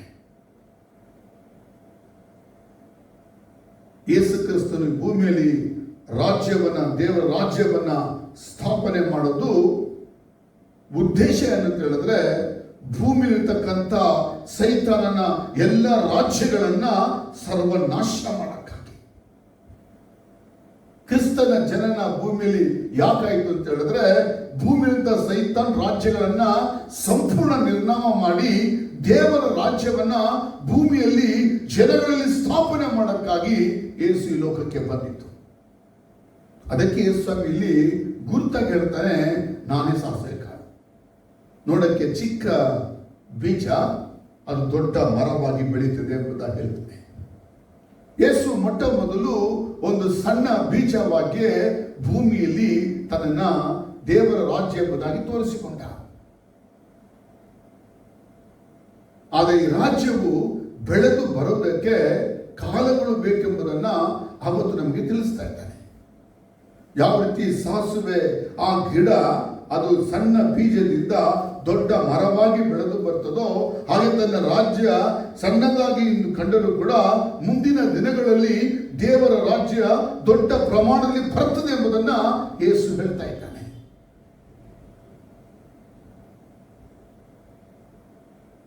ದಾನಿಯೇಲ ಗ್ರಂಥದಲ್ಲಿ ತೋರಿಸಲ್ಪಟ್ಟ ಆ ಗುಂಡು ಬಂಡೆ ಯೇಸು ಕ್ರಿಸ್ತನೇ, ಕಲ್ಲು. ಈ ಕಲ್ಲಿನ ಮೇಲೆ ನಾನು ಸಭೆಯನ್ನು ಕಟ್ಟುತ್ತೇನೆ ಎಂಬುದಾಗಿ ಹೇಳಿದ ಯೇಸುಸ್ವಾಮಿ. ಮತ್ತಾಯ ಸುವಾರ್ತೆ 16:18. ಪ್ರಿಯ ಸಹೋದರ ಸಹೋದರಿಯರೇ, ದೇವ ಜನಗಳೇ, ಯೇಸು ಜೀವವುಳ್ಳ ಕಲ್ಲು. ಅಂದ್ರೆ ದಾನಿಯೇಲನು ಹೇಳಿದಂತ ಆ ಒಂದು ಕನಸಿನ ಅರ್ಥದಲ್ಲಿ ಈ ದೊಡ್ಡ ಬಂಡೆ ಬಂದು ಆ ಪ್ರತಿಮೆನ, ಸಣ್ಣ ಕಲ್ಲು ಬಂದು ಆ ಪ್ರತಿಮೆನ ಹೊಡೆದಾಗ ಆ ಪ್ರತಿಮೆ ಚೂರು ಚೂರಾಗಿಲ್ಲದೆ ಹೋಯಿತು. ಆ ಬಂಡೆ, ಆ ಚಿಕ್ಕ ಗುಂಡು ಬಂಡೆಯು ದೊಡ್ಡ ಬೆಟ್ಟದಂತೆ ಆಯಿತು ಅಂತ ಹೇಳ್ತಾನೆ. ಅಂದ್ರೆ ಅರ್ಥ ಅಂದ್ರೆ ಸೈತಾನ್ ರಾಜ್ಯಗಳ ಅಂತ್ಯ ಆಗುವಾಗ ದೇವರ ರಾಜ್ಯವು ಒಂದು ದೊಡ್ಡ ಪರ್ವತದಂತೆ ಭೂಮಿಯಲ್ಲಿ ಬರ್ತದೆ ಎಂಬುದನ್ನು ಹೇಳುತ್ತಾನೆ. ರೋಮ ಸರ್ಕಾರದಲ್ಲಿ ಯೇಸು ಕ್ರಿಸ್ತನ ಮುಖಾಂತರ ದೇವರಾಜ್ಯ ಸ್ಥಾಪನೆ ಆಯಿತು. ರೋಮ ಸರ್ಕಾರಗಳು ಮುಗಿದು ಹೋಯಿತು. ಇದೆಲ್ಲ ಮೊದಲ ಶತಮಾನದಲ್ಲಿ ನಡೆದ ಸಂಭವಗಳು. ಇವತ್ತು ನಾವಿರುವ ಕಾಲ 2026ನೇ ವರ್ಷ ಇದು. ಸುಮಾರು 2000 ವರ್ಷಗಳು ಕಳೆದು ಹೋಯಿತು. ರೋಮ ಸರ್ಕಾರಗಳು ಸುಮಾರು 15ನೇ ಶತಮಾನ ತನಕ ಇದ್ದವು. ಅದು ಮಧ್ಯದಲ್ಲಿ ಮಹಮ್ಮದಿಯರ ಒಂದು ರಾಜ್ಯಭಾರಗಳು ಬಂದಿತ್ತು. ತುರ್ಕಿಯವರ ರಾಜ್ಯಗಳು ಬಂದವು. ಇನ್ನು ನಾನಾ ರೀತಿಯ ರಾಜ್ಯಭಾರಗಳು ಭೂಮಿಯ ನಾನಾ ಕಡೆಗಳಲ್ಲಿ ಹುಟ್ಟಿ ಹುಟ್ಟಿ ಬಂದವು. ಎಲ್ಲ ರಾಜ್ಯಗಳು ಭೂಮಿಯಲ್ಲಿ ಬಂದಾಗ್ಯೂ ಈ ದೇವರ ರಾಜ್ಯವನ್ನ ಅಳಿಸಿ ಹಾಕುವಂತ ಕಾರ್ಯಗಳು ಯಾವ ರಾಜ್ಯದಿಂದಲೂ ನಡೆಯಲಿಲ್ಲ. ಪ್ರಯತ್ನ ಆಗಿಲ್ವಾ ಅಂದ್ರೆ ಪ್ರಯತ್ನ ಆಯಿತು. ರೋಮ ಸರ್ಕಾರದ ಕಾಲದಲ್ಲಿಯೇ ದೇವರ ರಾಜ್ಯವನ್ನು ಅಳಿಸಕ್ಕಾಗಿ ಎಲ್ಲ ಪ್ರಯತ್ನ ಮಾಡಲಾಯಿತು. ದೇವರ ರಾಜ್ಯ ಯೇಸುಸ್ವಾಮಿ ತನ್ನಲ್ಲಿ ಸ್ಥಾಪನೆ ಮಾಡಿದ ನಂತರ ತನ್ನೊಂದಿಗಿದ್ದಂತ 12 ಮಂದಿ ಶಿಷ್ಯರಲ್ಲಿ ತನ್ನ ರಾಜ್ಯವನ್ನು ತಂದ. ಅದರಲ್ಲಿ ಒಬ್ಬನನ್ನ ಪಿಸಾಚಿ ಅವನ ರಾಜ್ಯಕ್ಕೆ ಕರ್ಕೊಂಡು ಹೋದ. ಇನ್ನು 11 ಮಂದಿಯನ್ನ ಯೇಸುಸ್ವಾಮಿ ಇಟ್ಕೊಂಡು ಅಪೊಸ್ತಲರ ಗ್ರಂಥಗಳು 2ನೇ ಅಧ್ಯಾಯ ನೋಡುವಾಗ ಅಲ್ಲಿ ಒಂದು ಸಭೆ ಆರಂಭ ಆಯಿತು. ಅಲ್ಲಿ ದೇವರ ರಾಜ್ಯ ಸುಮಾರು 120 ಮಂದಿಗಳಲ್ಲಿ ಬಂದಿತ್ತು. ಅಲ್ಲಿಂದ 3,000 ಜನಗಳಲ್ಲಿ ದೇವರ ರಾಜ್ಯ ಬಂದಿತ್ತು. ಅಲ್ಲಿಂದ 5,000 ಜನಗಳಲ್ಲಿ ದೇವರ ರಾಜ್ಯ ಬಂದಿತ್ತು. ಹೀಗೆ ದೇವರ ರಾಜ್ಯ ಯೆರೂಸಲೇಮಿನ ಎಲ್ಲಾ ಕಡೆಗಳಲ್ಲಿ ಈ ರಾಜ್ಯವು ಅನೇಕರಲ್ಲಿ ಬರಕ್ಕೆ ಆರಂಭ ಆಯಿತು. ಆಮೇಲೆ ಅದು ಯೂದಾಯದ ಎಲ್ಲಾ ಕಡೆಗಳಲ್ಲಿ ದೇವರಾಜ್ಯ ಬರಲು ಕಾರಣವಾಯಿತು. ಅದರ ನಂತರ ಸಮಾನದ ಎಲ್ಲ ಕಡೆಗಳಲ್ಲಿ ದೇವರಾಜ್ಯ ಬರಕ್ಕೆ ಆರಂಭ ಆಯಿತು. ಕೊನೆಗೆ ಯುರೋಪ್ ಖಂಡದ ಎಲ್ಲ ಕಡೆಗಳಲ್ಲಿ ದೇವರ ರಾಜ್ಯವು ಬರುವುದಕ್ಕೆ ಆರಂಭ ಆಯಿತು. ಒಂದು ಕಡೆ ರಾಜ್ಯವು ಬರ್ತಾ ಇದ್ರೆ ಇನ್ನೊಂದು ಕಡೆ ಸೈತಾನ್ ರಾಜ್ಯವು ಈ ದೇವರ ರಾಜ್ಯವನ್ನ ಅಳಿಸಿ ಹಾಕಕ್ಕೆ ಅವನ ಪ್ರಯತ್ನ ನಡೆದವು. 2000 ವರ್ಷಗಳ ಈ ಕಾಲಘಟ್ಟಗಳಲ್ಲಿ ದೇವರ ಸಭೆಯನ್ನ ಹಾಳು ಮಾಡಕ್ಕಾಗಿ ಪಿಶಾಚಿ ತೆಗೆದುಕೊಂಡ ಕಾರ್ಯಗಳು ಒಂದಲ್ಲ ಎರಡಲ್ಲ, 100 ಕಾರ್ಯಗಳು, ನಾನಾ ರೀತಿಗಳಲ್ಲಿ, ನಾನಾ ವಿಧಗಳಲ್ಲಿ, ನಾನಾ ರೀತಿಗಳಲ್ಲಿ ದೇವರ ರಾಜ್ಯವನ್ನು ಅಳಿಸಿ ಹಾಕಕ್ಕೆ ಪಿಶಾಚಿ ತನ್ನ ಪ್ರಯತ್ನವನ್ನ ಪಟ್ಟ. ಆದರೆ ಅವನ ಪ್ರಯತ್ನಗಳು ಯಾವುದು ಕೂಡ ದೇವರ ರಾಜ್ಯವನ್ನ, ಅದರ ಬೆಳವಣಿಗೆಯನ್ನ, ಅದರ ಅಭಿವೃದ್ಧಿಯನ್ನ ತಡೆಗಟ್ಟಕ್ಕಾಗಲಿಲ್ಲ. ಬದಲಾಗಿ ಸೈತಾನ್ ರಾಜ್ಯಗಳು ಬಿದ್ದು ಹೋದವು. ಸೈತಾನ್ ರಾಜ್ಯಗಳು ನಿರ್ಮೂಲವಾದವು. ಎಷ್ಟು ರಾಜ್ಯಗಳು ಭೂಮಿಯಲ್ಲಿ ಎದ್ದಳ್ತೋ ಇವತ್ತು ಆ ರಾಜ್ಯಗಳೆಲ್ಲ ಬಿದ್ದು ಹೋಯಿತು. ಮೊದಲ ಮಹಾಯುದ್ಧ ನಡೆಯುವಾಗ ಇದ್ದ ರಾಜ್ಯಗಳು ಇವತ್ತು ಬಲಹೀನವಾದವು. 2ನೇ ಯುದ್ಧ ನಡೆದಾಗ ಇದ್ದ ರಾಜ್ಯಗಳು ಇವತ್ತು ಬಲಹೀನವಾದವು. ಇವತ್ತು 3ನೇ ಯುದ್ಧ ನಡೆಯುವುದಕ್ಕಾಗಿ ಸಿದ್ಧಗೊಳ್ತಾ ಇದೆ. ಇವತ್ತು ಅನೇಕ ರಾಜ್ಯಗಳು ಕೂಡ ಎದ್ದಿದೆ. ಒಂದು ನಾವು ಗಮನಿಸಬೇಕಾದ ದೇವರ ಮಕ್ಕಳು ಅಂದ್ರೆ, ಎಲ್ಲ ಸೈತಾನ್ ರಾಜ್ಯಗಳು ಇರುವಾಗ ತೊಂದರೆಗಳು ಉಂಟಾಗಿದೆ ಯಾರಿಗೆ ಅಂದ್ರೆ ದೇವರ ಮಕ್ಕಳಿಗೆ. ಐಗುಪ್ತ ರಾಷ್ಟ್ರದಲ್ಲಿ ನಡೆದಂತ ಆ ಒಂದು ರಾಜ್ಯದ ಆಳ್ವಿಕೆಗಳಲ್ಲಿ ದೇವರ ಮಕ್ಕಳು ಇಸ್ರಾಯೇಲರಿಗೆ ಹಿಂಸೆಗಳು ಉಂಟಾಯಿತು. ಅಶ್ಶೂರ ರಾಜ್ಯಗಳು ನಡೆಯುವಾಗ ಇಸ್ರಾಯೇಲರಿಗೆ ಹಿಂಸೆಗಳು ಉಂಟಾಯಿತು. ಬಾಬಿಲೋನ್ ರಾಜ್ಯ ನಡೆಯುವಾಗ ಇಸ್ರೇಲ್ ದೇವರ ಮಕ್ಕಳಿಗೆ ಹಿಂಸೆಗಳಾಯಿತು. ಮೇದ್ಯ ಪರ್ಷ ರಾಜ್ಯ ನಡೆಯುವಾಗ ಇಸ್ರೇಲಿಗೆ ಸಮಸ್ಯೆ ಉಂಟಾಯಿತು, ದೇವರ ಮಕ್ಕಳಿಗೆ ಸಮಸ್ಯೆ. ರೋಮ ಸರ್ಕಾರ ನಡೆಯುವಾಗಲೂ ದೇವರ ಮಕ್ಕಳಿಗೆ ತುಂಬಾ ತುಂಬಾ ತುಂಬಾ ಸಮಸ್ಯೆಗಳು ಉಂಟಾಯಿತು. ನೀವು ಇದನ್ನು ಗಮನಿಸಬೇಕಂದ್ರೆ ಚರ್ಚ್ ಹಿಸ್ಟ್ರಿ 2000 ಇಯರ್ಸ್ ಅಂತೇಳಿ ಗೂಗಲಲ್ಲಿ ಕೆಲವರು ಮೆಸೇಜ್ಗಳನ್ನ ಬಿಡುಗಡೆ ಮಾಡಿದ್ದಾರೆ. ಅದು ನೋಡಿ, ಅದು ಎಲ್ಲ ಭಾಷೆಗಳಲ್ಲಿ ಅದು ಸಿಗ್ತದೆ. ಇಂಗ್ಲೀಷು, ತಮಿಳು, ಕನ್ನಡ, ತೆಲುಗು ಎಲ್ಲ ಭಾಷೆಗಳಲ್ಲಿ ಸಿಗುತ್ತೆ. ಅದನ್ನು ನೋಡಬೇಕು. ಯಾಕಂದ್ರೆ ಅದೆಲ್ಲ ಮೊದಲು ಪುಸ್ತಕದಲ್ಲಿತ್ತು. ಈಗ ಅದನ್ನು ಅನೇಕರು ಓದ್ಬಿಟ್ಟು ಅದನ್ನ ಭಾಷೆಗಳಲ್ಲಿ ಮತ್ತೊಬ್ಬರಿಗೆ ಪ್ರಯೋಜನಕ್ಕಾಗಿ ಮಾಡಿದ್ದಾರೆ. ಆ ಚರ್ಚೆ ನೋಡ್ಬೇಕು ನೀವು ಏನು ಸಂಭವಿಸಿತು. ನಾನು ಕೆಲವೊಂದು ವಿಷಯ ಮಾತ್ರ ಹೇಳ್ತೇನೆ. ಈ ರೋಮಾ ಸರ್ಕಾರ ಭೂಮಿಯಲ್ಲಿ ಇದ್ದಾಗ ಮೊದಲ ಶತಮಾನದಲ್ಲಿ ಮೊದಲ ಕ್ರಿಸ್ತನ ರಾಜ್ಯ ಬಂದ ಜನಗಳಿಗೆ ನಡೆದಂತ ಘಟನೆಗಳು ಏನು? ಮುಖ್ಯವಾಗಿ ರೋಮಾ ಸರ್ಕಾರದ ರಾಜನಾಗಿದ್ದ ಕಿಂಗ್ ನೆರೋ ಕಾಲದಲ್ಲಿ ನಡೆದ ಸಂಭವ. ಸುಮಾರು 65 AD ಒಳಕ್ಕೆ ನಡೆದ ಸಂಭವಗಳು. ಯೇಸುಕ್ರಿಸ್ತನು ಹೋಗಿ ಸಭೆ ಸ್ಥಾಪನೆಯಾಗಿ ಒಂದು 25 ವರ್ಷಗಳ ಆದ ಮೇಲೆ ನಡೆದ ಸಂಭವಗಳು. ಅದಕ್ಕಿಂತ ಮುಂಚೆನೂ ಭಾರಿ ಅಕ್ರಮ ನಡೆಯಿತು. ಸಭೆಯ ಆರಂಭದಲ್ಲಿಯೇ ಪೌಲನೆಂಬುವ ಹಿಂದೆ ಸೌಲ ಸಭೆಯನ್ನು ಹಿಂಸೆ ಮಾಡಿದ. ಅದು ಬೈಬಲಲ್ಲೇ ಇದೆ. ಅನೇಕರನ್ನ ಹಿಂಸೆ ಮಾಡಿ ಹೊಡೆದು ಕೊಂದು ಹಾಕಿ ಅನೇಕರಿಗೆ ಜೈಲಿಗೆ ತಳ್ಳಿದ. ಯಹೂದ್ಯರುಗಳು, ಇಸ್ರಾಯೇಲ್ಯರುಗಳು ಬಂದು ದೇವರ ಮಕ್ಕಳಾದ ಕ್ರೈಸ್ತರನ್ನ ಹಿಂಸೆ ಪಡಿಸಿದರು. ರೋಮಾ ಸರ್ಕಾರಗಳು ಅವತ್ತು ಹಿಂಸೆ ಮಾಡಿದರು. ಹೇರೋದ್ ರಾಜನು ಕೂಡ ಸಭೆಯನ್ನು ಹಿಂಸೆ ಮಾಡಿದ. ಯಾಕೋಬನ ಕತ್ತಿಯಿಂದ ಕೊಂದವನು ಈ ಹೇರೋದನೇ ಆಗಿದ್ದ. ಅರೆ ಕಿಂಗ್ ನೇರೋ ಕಾಲ ಏನು ನಡೀತು ಅಂತ ಹೇಳಿದ್ರೆ ಭಾರಿ ವಿಚಿತ್ರವಾಗಿ ಭಿನ್ನವಾಗಿ ಅವನು ಕ್ರೈಸ್ತರನ್ನ ಹಿಂಸೆ ಮಾಡಿದ.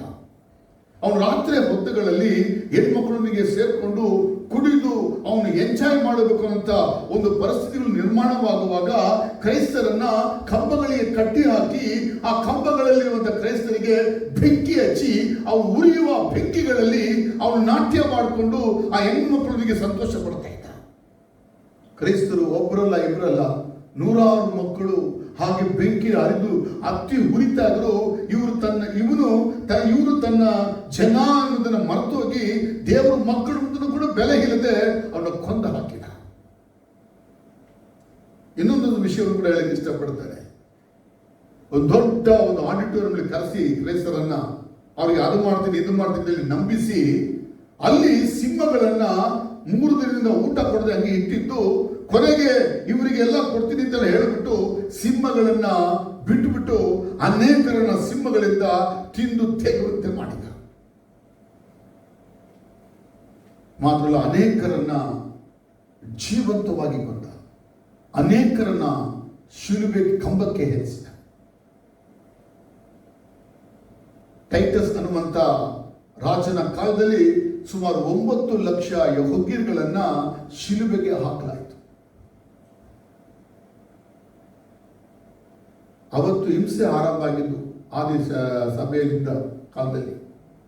ಇಲ್ಲಿಯ ತನಕ ಕ್ರೈಸ್ತರಿಗೆ ಹಿಂಸೆ ತಪ್ಪಿದೆ ಇಲ್ಲ. ಭೂಮಿಯಲ್ಲಿ ಎಷ್ಟು ರಾಜ್ಯಭಾರಗಳು ಬಂದಿದೆ, ಭೂಮಿಯ ಎಲ್ಲಾ ಕಡೆ ಎಷ್ಟು ರಾಜ್ಯಭಾರ ಬಂದಿದೆ. ಎಲ್ಲಾ ರಾಜ್ಯಭಾರ ಕಾಲದಲ್ಲಿ ಹಿಂಸೆಗೆ ಒಳಗಾದವರು ಕ್ರೈಸ್ತರುಗಳೇ ಅಥವಾ ಯಹೂದ್ಯರು. ಯಾಕಂದ್ರೆ ದೇವರ ರಾಜ್ಯ ಮೊಟ್ಟ ಮೊದಲು ಯಹೂದ್ಯರಿಗೆ ಕೊಡಲ್ಪಟ್ಟಿತ್ತು. ಈಗ ರಾಜ್ಯ ದೇವರ ಮಕ್ಕಳಾಗಿ ಅನ್ಯರಿಗೂ ಕೊಡಲ್ಪಡ್ತಾ ಇದೆ. ಈ ಸಾಮ್ಯದಲ್ಲಿ ಯೇಸು ಏನ್ ಹೇಳ್ತಾರೆ ಅಂತ ಹೇಳಿದ್ರೆ, ಹಕ್ಕಿಗಳು ಬಂದು ಭೂಮಿಯ ಎಲ್ಲಾ ಕಡೆಗಳಿಂದ ಬಂದು ಅವುಗಳು ಇಲ್ಲಿ ಗೂಡು ಮಾಡ್ಕೊಳ್ತೇವೆ ಎಂಬುದಾಗಿ ನಾವು ಇದನ್ನು ಸ್ವಲ್ಪ ಗಮನಿಸಬೇಕು. ಇಸ್ರಾಯೇಲ್ ಅಂತಕ್ಕಂಥ ಒಂದು ದೇಶ ಸುಮಾರು 70 ಮೈಲು ಅಗಲವಾಗಿಯೂ 270 ಮೈಲು ಉದ್ದವಾಗಿರುವಂತಹ ದೇಶ ಇದು. ಈ ದೇಶದ ಒಳಗೆ ಸುಮಾರು 70 ರೀತಿಯಾದಂತ ಪಕ್ಷಿಗಳು ಬಂದು ವಾಸ ಮಾಡ್ತವೆ. ಇಸ್ರಾಯೇಲ್ ದೇಶದಲ್ಲೇ 70 ವಿಧವಾದ ಪಕ್ಷಿಗಳು ಬಂದು ವಾಸ ಮಾಡುವಂಥದ್ದು. ಆದ್ರೆ ಇಸ್ರೇಲ್ ಎಂತ ದೇಶ ಆಗಿದೆ ಅಂತ ಹೇಳಿದ್ರೆ, ಪ್ರಪಂಚದ ಎಲ್ಲಾ ಕಡೆ ಇರ್ತಕ್ಕಂಥ 400 ವಿಧವಾದ ಪಕ್ಷಿಗಳು ಇಸ್ರಾಯೇಲ್ ರಾಷ್ಟ್ರದ ಒಳಕ್ಕೆ ಬಂದು ಹೋಗ್ತವೆ.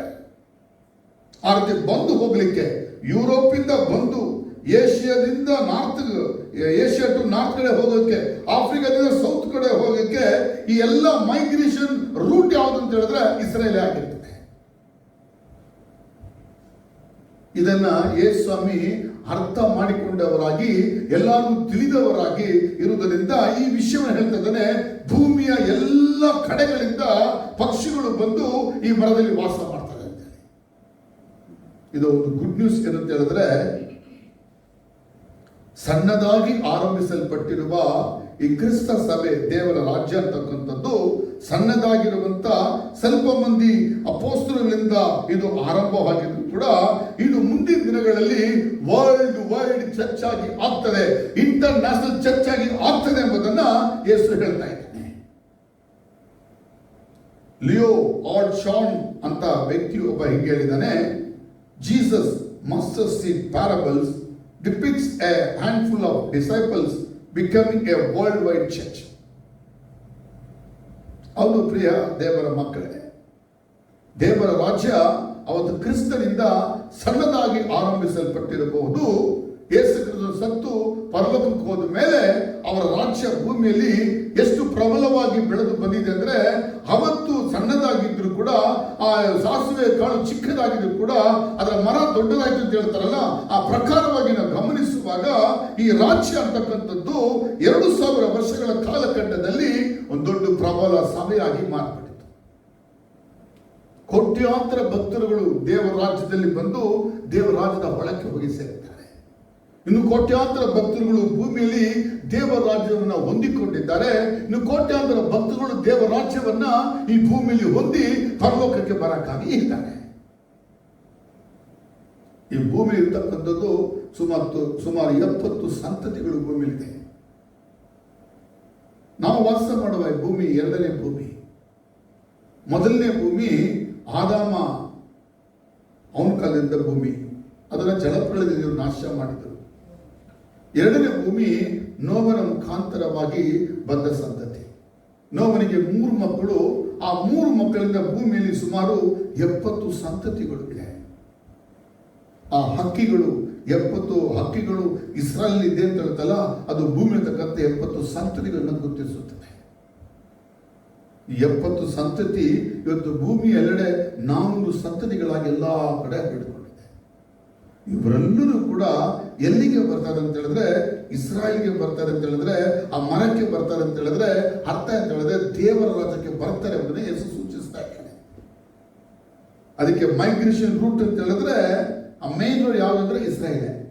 ಹಕ್ಕಿಗಳು 400 ವಿಧವಾದ ಹಕ್ಕಿಗಳು, ಅದು ಯುರೋಪ್ ಇರ್ಬೋದು, ಏಷ್ಯಾದ ನಾನಾ ಭಾಗದ, ಆಫ್ರಿಕಾ ಇರ್ಬೋದು, ಅವುಗಳೆಲ್ಲ ಎಲ್ಲಿಗೆ ಬರ್ತಂದ್ರೆ ಇಸ್ರಾಯೇಲ್ಗೆ ಬರ್ತದೆ. ದೇವರ ರಾಜ್ಯಕ್ಕೆ ಭೂಮಿಯ ಕಟ್ಟ ಕಡೆ ಇರುವಂತಹ ವ್ಯಕ್ತಿಗಳು ಬರ್ತಾರೆ ಎಂಬುದನ್ನು ತೋರಿಸಲಾಗಿದೆ.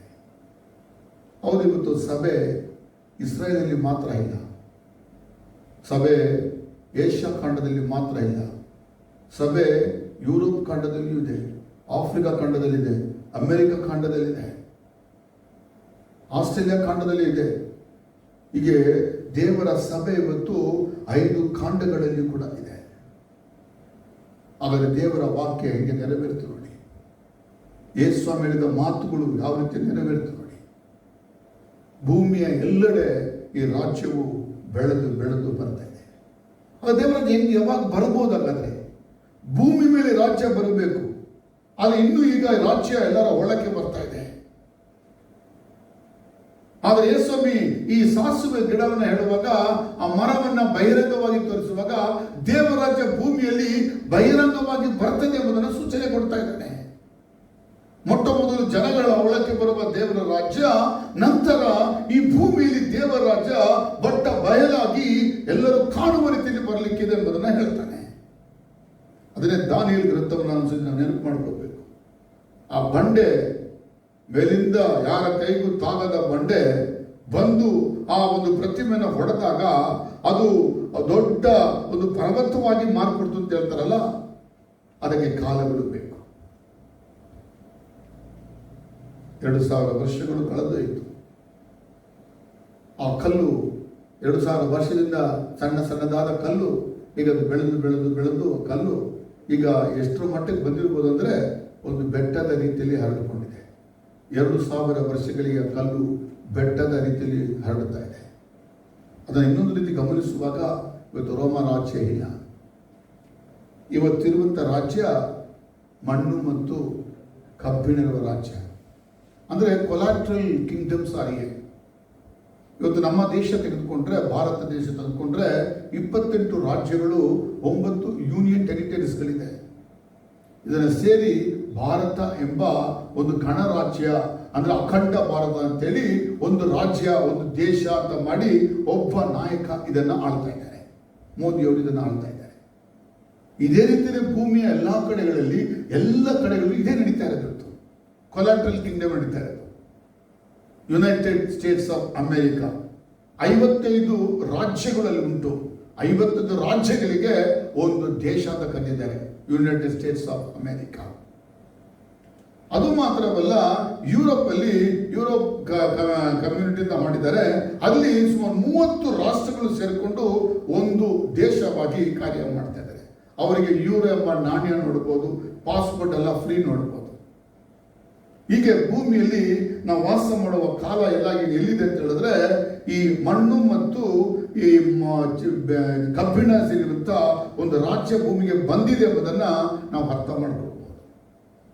ನಾವು ವಾಸ ಮಾಡುವ ಕಾಲಘಟ್ಟ ಇನ್ನೂ ಸ್ಪಷ್ಟವಾಗಿ ನೋಡೋದಾದ್ರೆ, ಇಸ್ರಾಯೇಲ್ ಒಂದು ರಾಷ್ಟ್ರವಾಗಿ ಬಂದ್ಬಿಡ್ತು. ಈಗ ಸುಮಾರು 1900 ವರ್ಷಗಳ ತನಕ ಇಸ್ರಾಯೇಲ್ ರಾಷ್ಟ್ರವಾಗಿ ಕಾಣದೇ ಇತ್ತು. ಆದರೆ ಈಗ ಅದು ರಾಷ್ಟ್ರವಾಗಿ ಬಂದಿದೆ. ಯೇಸು ಕ್ರಿಸ್ತನು ಹೇಳಿದ ಹಾಗೆ, ಅಂಜೂರದ ಮರವು ಚಿಗುರುತ್ತದೆ ಅಂತ ಹೇಳಿದ ಹಾಗೆ ಇವತ್ತು ಆ ಮರ ಚಿಗಿರಿದೆ. ಆ ಮರ ಯಾರಲ್ಲ, ಇಸ್ರಾಯೇಲ್. ಅದು ಹೊಸದಾಗಿ ಬಂದಿದೆ. 1948 ಮೇ 13ನೇ ತಾರೀಕು ಇಸ್ರೇಲ್ ಒಂದು ರಾಷ್ಟ್ರವಾಗಿ ಈ ಭೂಮಿಯಲ್ಲಿ ಮತ್ತೆ ಚಿಗುರಿತು. 70ನೇ ಏಡಿಯಲ್ಲಿ ಇಸ್ರೇಲ್ ರಾಷ್ಟ್ರವನ್ನ ಬೆಂಕಿಯಿಂದ ಸುಟ್ಟು ಹಾಕಲಾಯಿತು. ಕಿಂಗ್ ನೇರನೇ ಆ ದೇಶವನ್ನ ಸುಟ್ಟಾಕಿತು. ಅವನೇ ಸುಟ್ಟಾಕ್ಬಿಟ್ಟು ಕ್ರೈಸ್ತರ ಮೇಲೆ, ಯಹೂದ್ಯರ ಮೇಲೆ ತಪ್ಪನ್ನು ಹೊರಿಸಿ ಅವರನ್ನ ಹೊಡೆದು ಆ ದೇಶದಿಂದ ಹೊರ ಹಾಕಿದ. ಇದೆಲ್ಲ ಯೇಸು ಕ್ರಿಸ್ತನ ಪ್ರವಾದನೆ ಮಾತುಗಳಾಗಿತ್ತು. ಯೇಸು ಹೇಳಿದ ದೇವಾಲಯವನ್ನು ಕಂಡು ಇದು ಕಲ್ಲು ಮೇಲೆ ಕಲ್ಲು ನಿಲ್ಲಲ್ಲ ಎಂಬುದಾಗಿ ಹೇಳಿದ. ಅಪೊಸ್ತಲರು ಅದಕ್ಕೆ ಮುಂಚೆ ಹೇಳಿದರು, ಯೇಸುವೇ ಎಷ್ಟು ಸುಂದರವಾದ ಆಲಯ ಅಂತ ಹೇಳಿದರು. ಅದಕ್ಕೆ ಯೇಸು ಹೇಳಿದ, ಇದು ಕಲ್ಲು ಮೇಲೆ ಕಲ್ಲು ನಿಲ್ಲಲ್ಲ. ಅದೇ ಪ್ರಕಾರ ಏನಾಯಿತು ಅಂತ ಹೇಳಿದ್ರೆ, ಈ ಟೈಟಸ್ ಕಾಲದಲ್ಲಿ ರೋಮಾಯರು ಈ ದೇಶದ ಈ ಒಂದು ಆಲಯದಲ್ಲಿ ಪ್ರವೇಶ ಮಾಡಿ ಆ ಬಂಡೆಗಳ ಮಧ್ಯದಲ್ಲಿ ಬೆಂಕಿಯನ್ನು ಹಾಕಿ ಆ ದೇವಾಲಯನ ಬೆಂಕಿನ ಸುಟ್ಟಾಕೋದು. ಯಾಕೆ ಸುಟ್ಟಾಕೋದು ಅಂತ ಹೇಳಿದ್ರೆ, 2 ಕಲ್ಲುಗಳ ಮಧ್ಯದಲ್ಲಿ ಚಿನ್ನ ಇತ್ತು. ಆ ಚಿನ್ನ ತೆಗೆದುಕೊಳ್ಳೋಕ್ಕಾಗಿ ದೊಡ್ಡ ದೊಡ್ಡ ಕಲ್ಲುಗಳನ್ನು ತೆಕ್ಕಿತ್ತಾಕೋದು. ಇವತ್ತು ಕೂಡ ಕೆಲವು ಕಲ್ಲುಗಳು ಇಸ್ರಾಯೇಲ್ ಆ ದೇವಾಲಯ ಇರ್ತಕ್ಕಂಥ ಆ ಸ್ಥಳದಲ್ಲಿ ನೋಡ್ಬೋದು ನಾವು. ಒಂದೊಂದು ಕಲ್ಲುಗಳು 30 ಅಡಿ ಉದ್ದವಾಗಿರುವ ಕಲ್ಲು. ದೇವರ ವಾಕ್ಯ ಇದು ಕೇವಲ ಆತ್ಮಿಕವಾಗಿಲ್ಲ, ಇದು ಲೌಕಿಕವಾಗಿದೆ, ಚಾರಿತ್ರ್ಯ ರೀತಿಯಲ್ಲಿ ಕೂಡ ಇದನ್ನು ನಂಬಬೇಕು ನಾವು. ಅವತ್ತು 70ನೇ ಏಡಿ ಇಸ್ರಾಯೇಲ್ಗಳು ಮತ್ತು ಕ್ರೈಸ್ತರು ಇಸ್ರಾಯೇಲ್ ದೇಶ ಬಿಟ್ಟು ಭೂಮಿಯ ನಾನಾ ಕಡೆಗೆ ಚದರಿ ಹೋದರು. ದೇವರ ಸಭೆ ಇಸ್ರಾಯೇಲಲ್ಲಿ ಮಾತ್ರ ಅಲ್ಲ, ಭೂಮಿಯ ಎಲ್ಲ ಕಡೆಗೆ ಚದರಿ ಹೋಯಿತು. ಇಸ್ರಾಯೇಲ್ಗಳು ಭೂಮಿಯ 106 ದೇಶಗಳಿಗೆ ಚದರಿ ಹೋದರು. ದೇವರ ಸಭೆಯು ಕೂಡ ಎಲ್ಲ ಕಡೆ ಹರಡಲಿಕ್ಕೆ ಸಾಧ್ಯ ಆಯಿತು. ಹಾಗೆಯೇ 12 ಮಂದಿ ಅಪೊಸ್ತಲರಲ್ಲಿ ಒಬ್ಬನಾದ ಥೋಮ ನಮ್ಮ ಭಾರತಕ್ಕೂ ಬಂದಿತ್ತು. ಥೋಮ ನಮ್ಮ ದೇಶದಲ್ಲಿ ಬಂದು ದೇವರ ರಾಜ್ಯವನ್ನು ಸ್ಥಾಪನೆ ಮಾಡೋಕ್ಕೆ ಅವನ ಪ್ರಯತ್ನಗಳಾಗಿ ಸುಮಾರು 32 ಲಕ್ಷ ಜನಗಳು ಥೋಮನಿಂದ ರಕ್ಷಿಸಲ್ಪಟ್ಟು ದೇವರ ರಾಜ್ಯ ಹೊಂದಿಕೊಂಡರು. ನಮಗೆ ಆ ಕಾಲದಿಂದಲೇ ಸ್ವಾಮಿ ನಮ್ಮ ದೇಶದ ಮೇಲೆ ಪ್ರೀತಿ ಇಟ್ಟು ಥೋಮನ ಕಳಿಸಿ ಈ ದೇಶದಲ್ಲಿ ಕ್ರಿಸ್ತನ ಸಭೆ ಬರೋಕ್ಕೆ, ದೇವರ ರಾಜ್ಯ ಬರೋಕ್ಕೆ ಅವಕಾಶ ಮಾಡಿಕೊಟ್ಟಿದ್ದಾನೆ. ನಾವೆಷ್ಟು ಭಾಗ್ಯವಂತರು ನೋಡಿ. 2000 ವರ್ಷಗಳ ಕಾಲಘಟ್ಟದಲ್ಲಿ ದೇವರ ಸಭೆ ನಮ್ಮ ದೇಶದಲ್ಲಿ ಕೂಡ ಇದೆ. ದೇವರ ರಾಜ್ಯ ಅನೇಕರಲ್ಲಿ ಬರ್ತಾ ಇದೆ.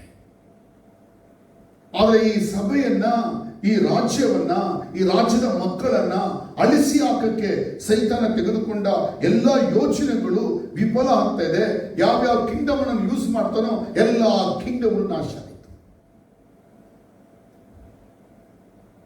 ಈಗ ಸೈತಾನಿಗೆ ಉಳಿದಿರೋದು ಒಂದೇ ಒಂದು ಕಿಂಗ್ಡಮ್. ನಾವು ಕಾಯ್ತಾ ಇರೋದು ಕ್ರಿಸ್ತನ ರಹಸ್ಯ ಬರೋಣ. ಕ್ರಿಸ್ತನ ರಹಸ್ಯ ಬರೋಣ ಇವತ್ತು ಸಂಭವಿಸಿಬಿಟ್ರೆ ಭೂಮಿಯಲ್ಲಿ ಆಂಟಿ ಕ್ರೈಸ್ಟ್ ಕಿಂಗ್ಡಮ್ ಭೂಮಿಗೆ ಬರಲಿಕ್ಕಾಗಿದೆ. ಇದು ಸೈತಾನ 8ನೇ ರಾಜ್ಯಭಾರ.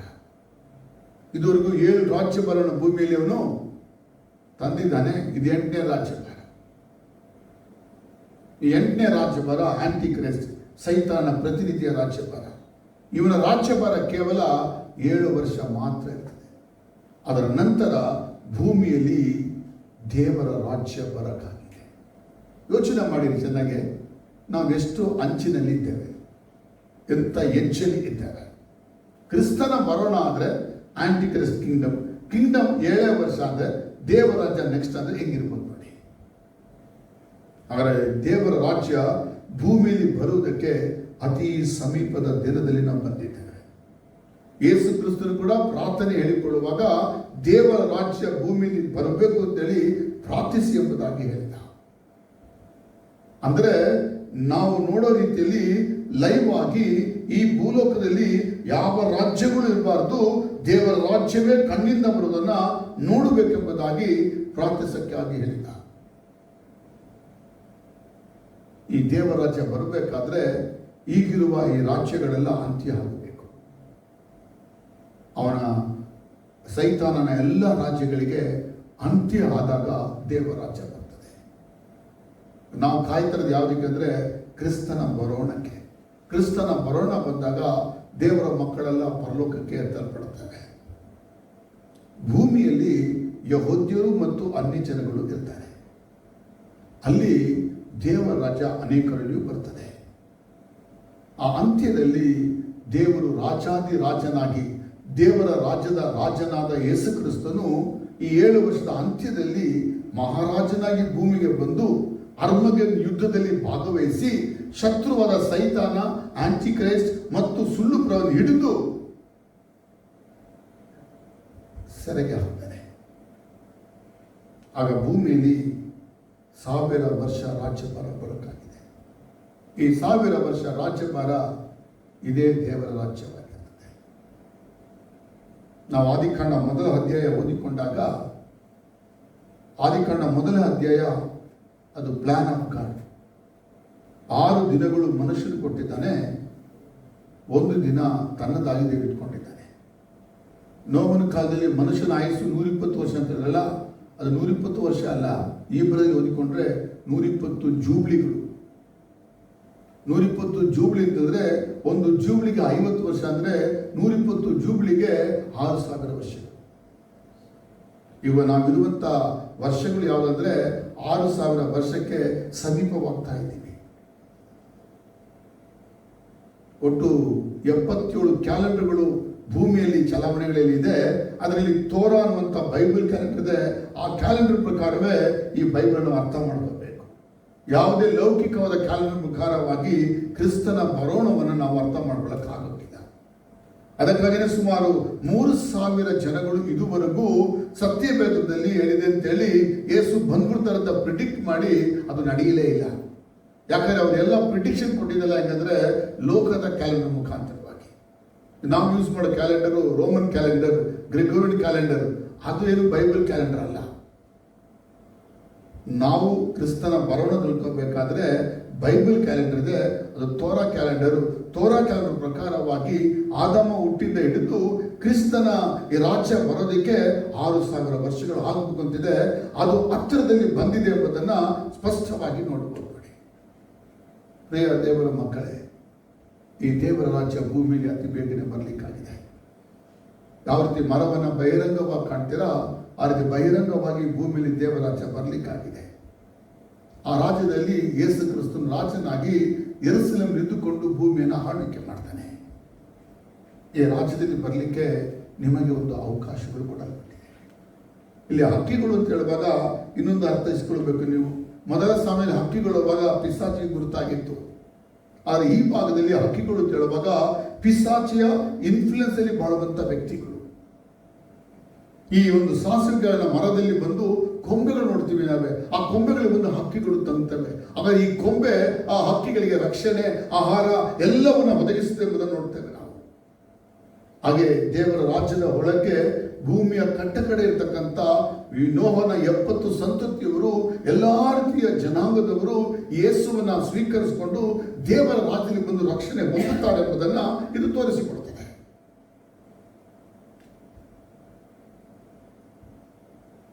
ಈ ರಾಜ್ಯದಲ್ಲಿ ಬರಲಿಕ್ಕೆ ನಿಮಗೂ ಕೂಡ ಒಂದು ಅವಕಾಶ ಕೊಡಲ್ಪಟ್ಟಿದೆ.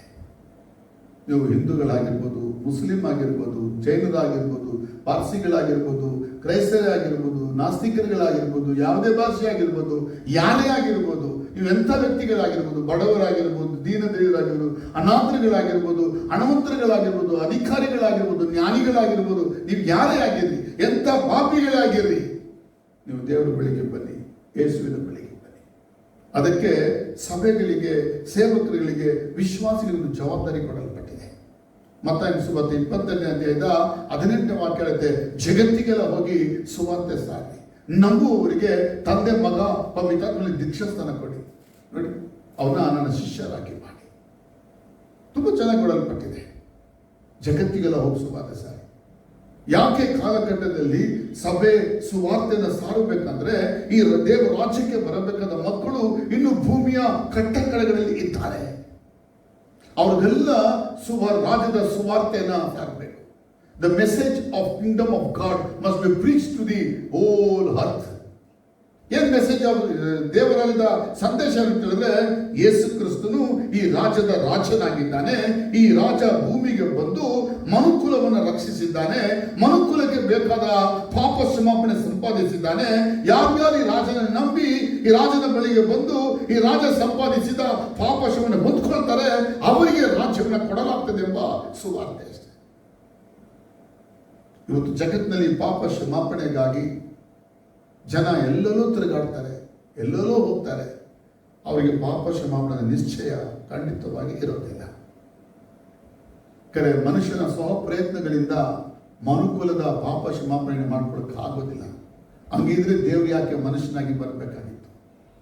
ಸೃಷ್ಟಿಕರ್ತನೆ ದೇವರೇ ಯೇಸು ಎಂಬ ನಾಮದಲ್ಲಿ ಭೂಮಿಗೆ ಮನುಷ್ಯನಾಗಿ ಬಂದು ಮನುಷ್ಯರ ಪಾಪಗಳನ್ನೆಲ್ಲ ತನ್ನ ದೇಹದಲ್ಲಿ ತೆಗೆದುಕೊಂಡು ಕಲ್ವಾರಿ ಕಂಬವನ್ನು ಹತ್ತಿ ಅಲ್ಲಿ ಮನುಕುಲದ ಪಾಪ ಕ್ಷಮಾಪಣೆಗಾಗಿ ತನ್ನ ಜೀವ ಕೊಟ್ಟು ತನ್ನ ರಕ್ತ ಸುರಿಸ್ತಾನೆ. ಸುಮಾರು 7 ಕಡೆಗಳಲ್ಲಿ ಯೇಸುವನ್ನ ಹೊಡೆದು ರಕ್ತ ಸುರಿಸುವಂತೆ ಮಾಡ್ತಾನೆ. ಪಾಪ ಇಲ್ಲದ ದೇವರು, ಪಾಪ ಇಲ್ಲದ ಯೇಸು ಪಾಪದಿಂದ ಜನರನ್ನು ವಿಮೋಚಿಸಕ್ಕಾಗಿ, ಪರಿಹಾರಕನಾಗಿ ತನ್ನ ಜೀವವನ್ನು, ತನ್ನ ರಕ್ತವನ್ನು ಸುರಿಸಿದ.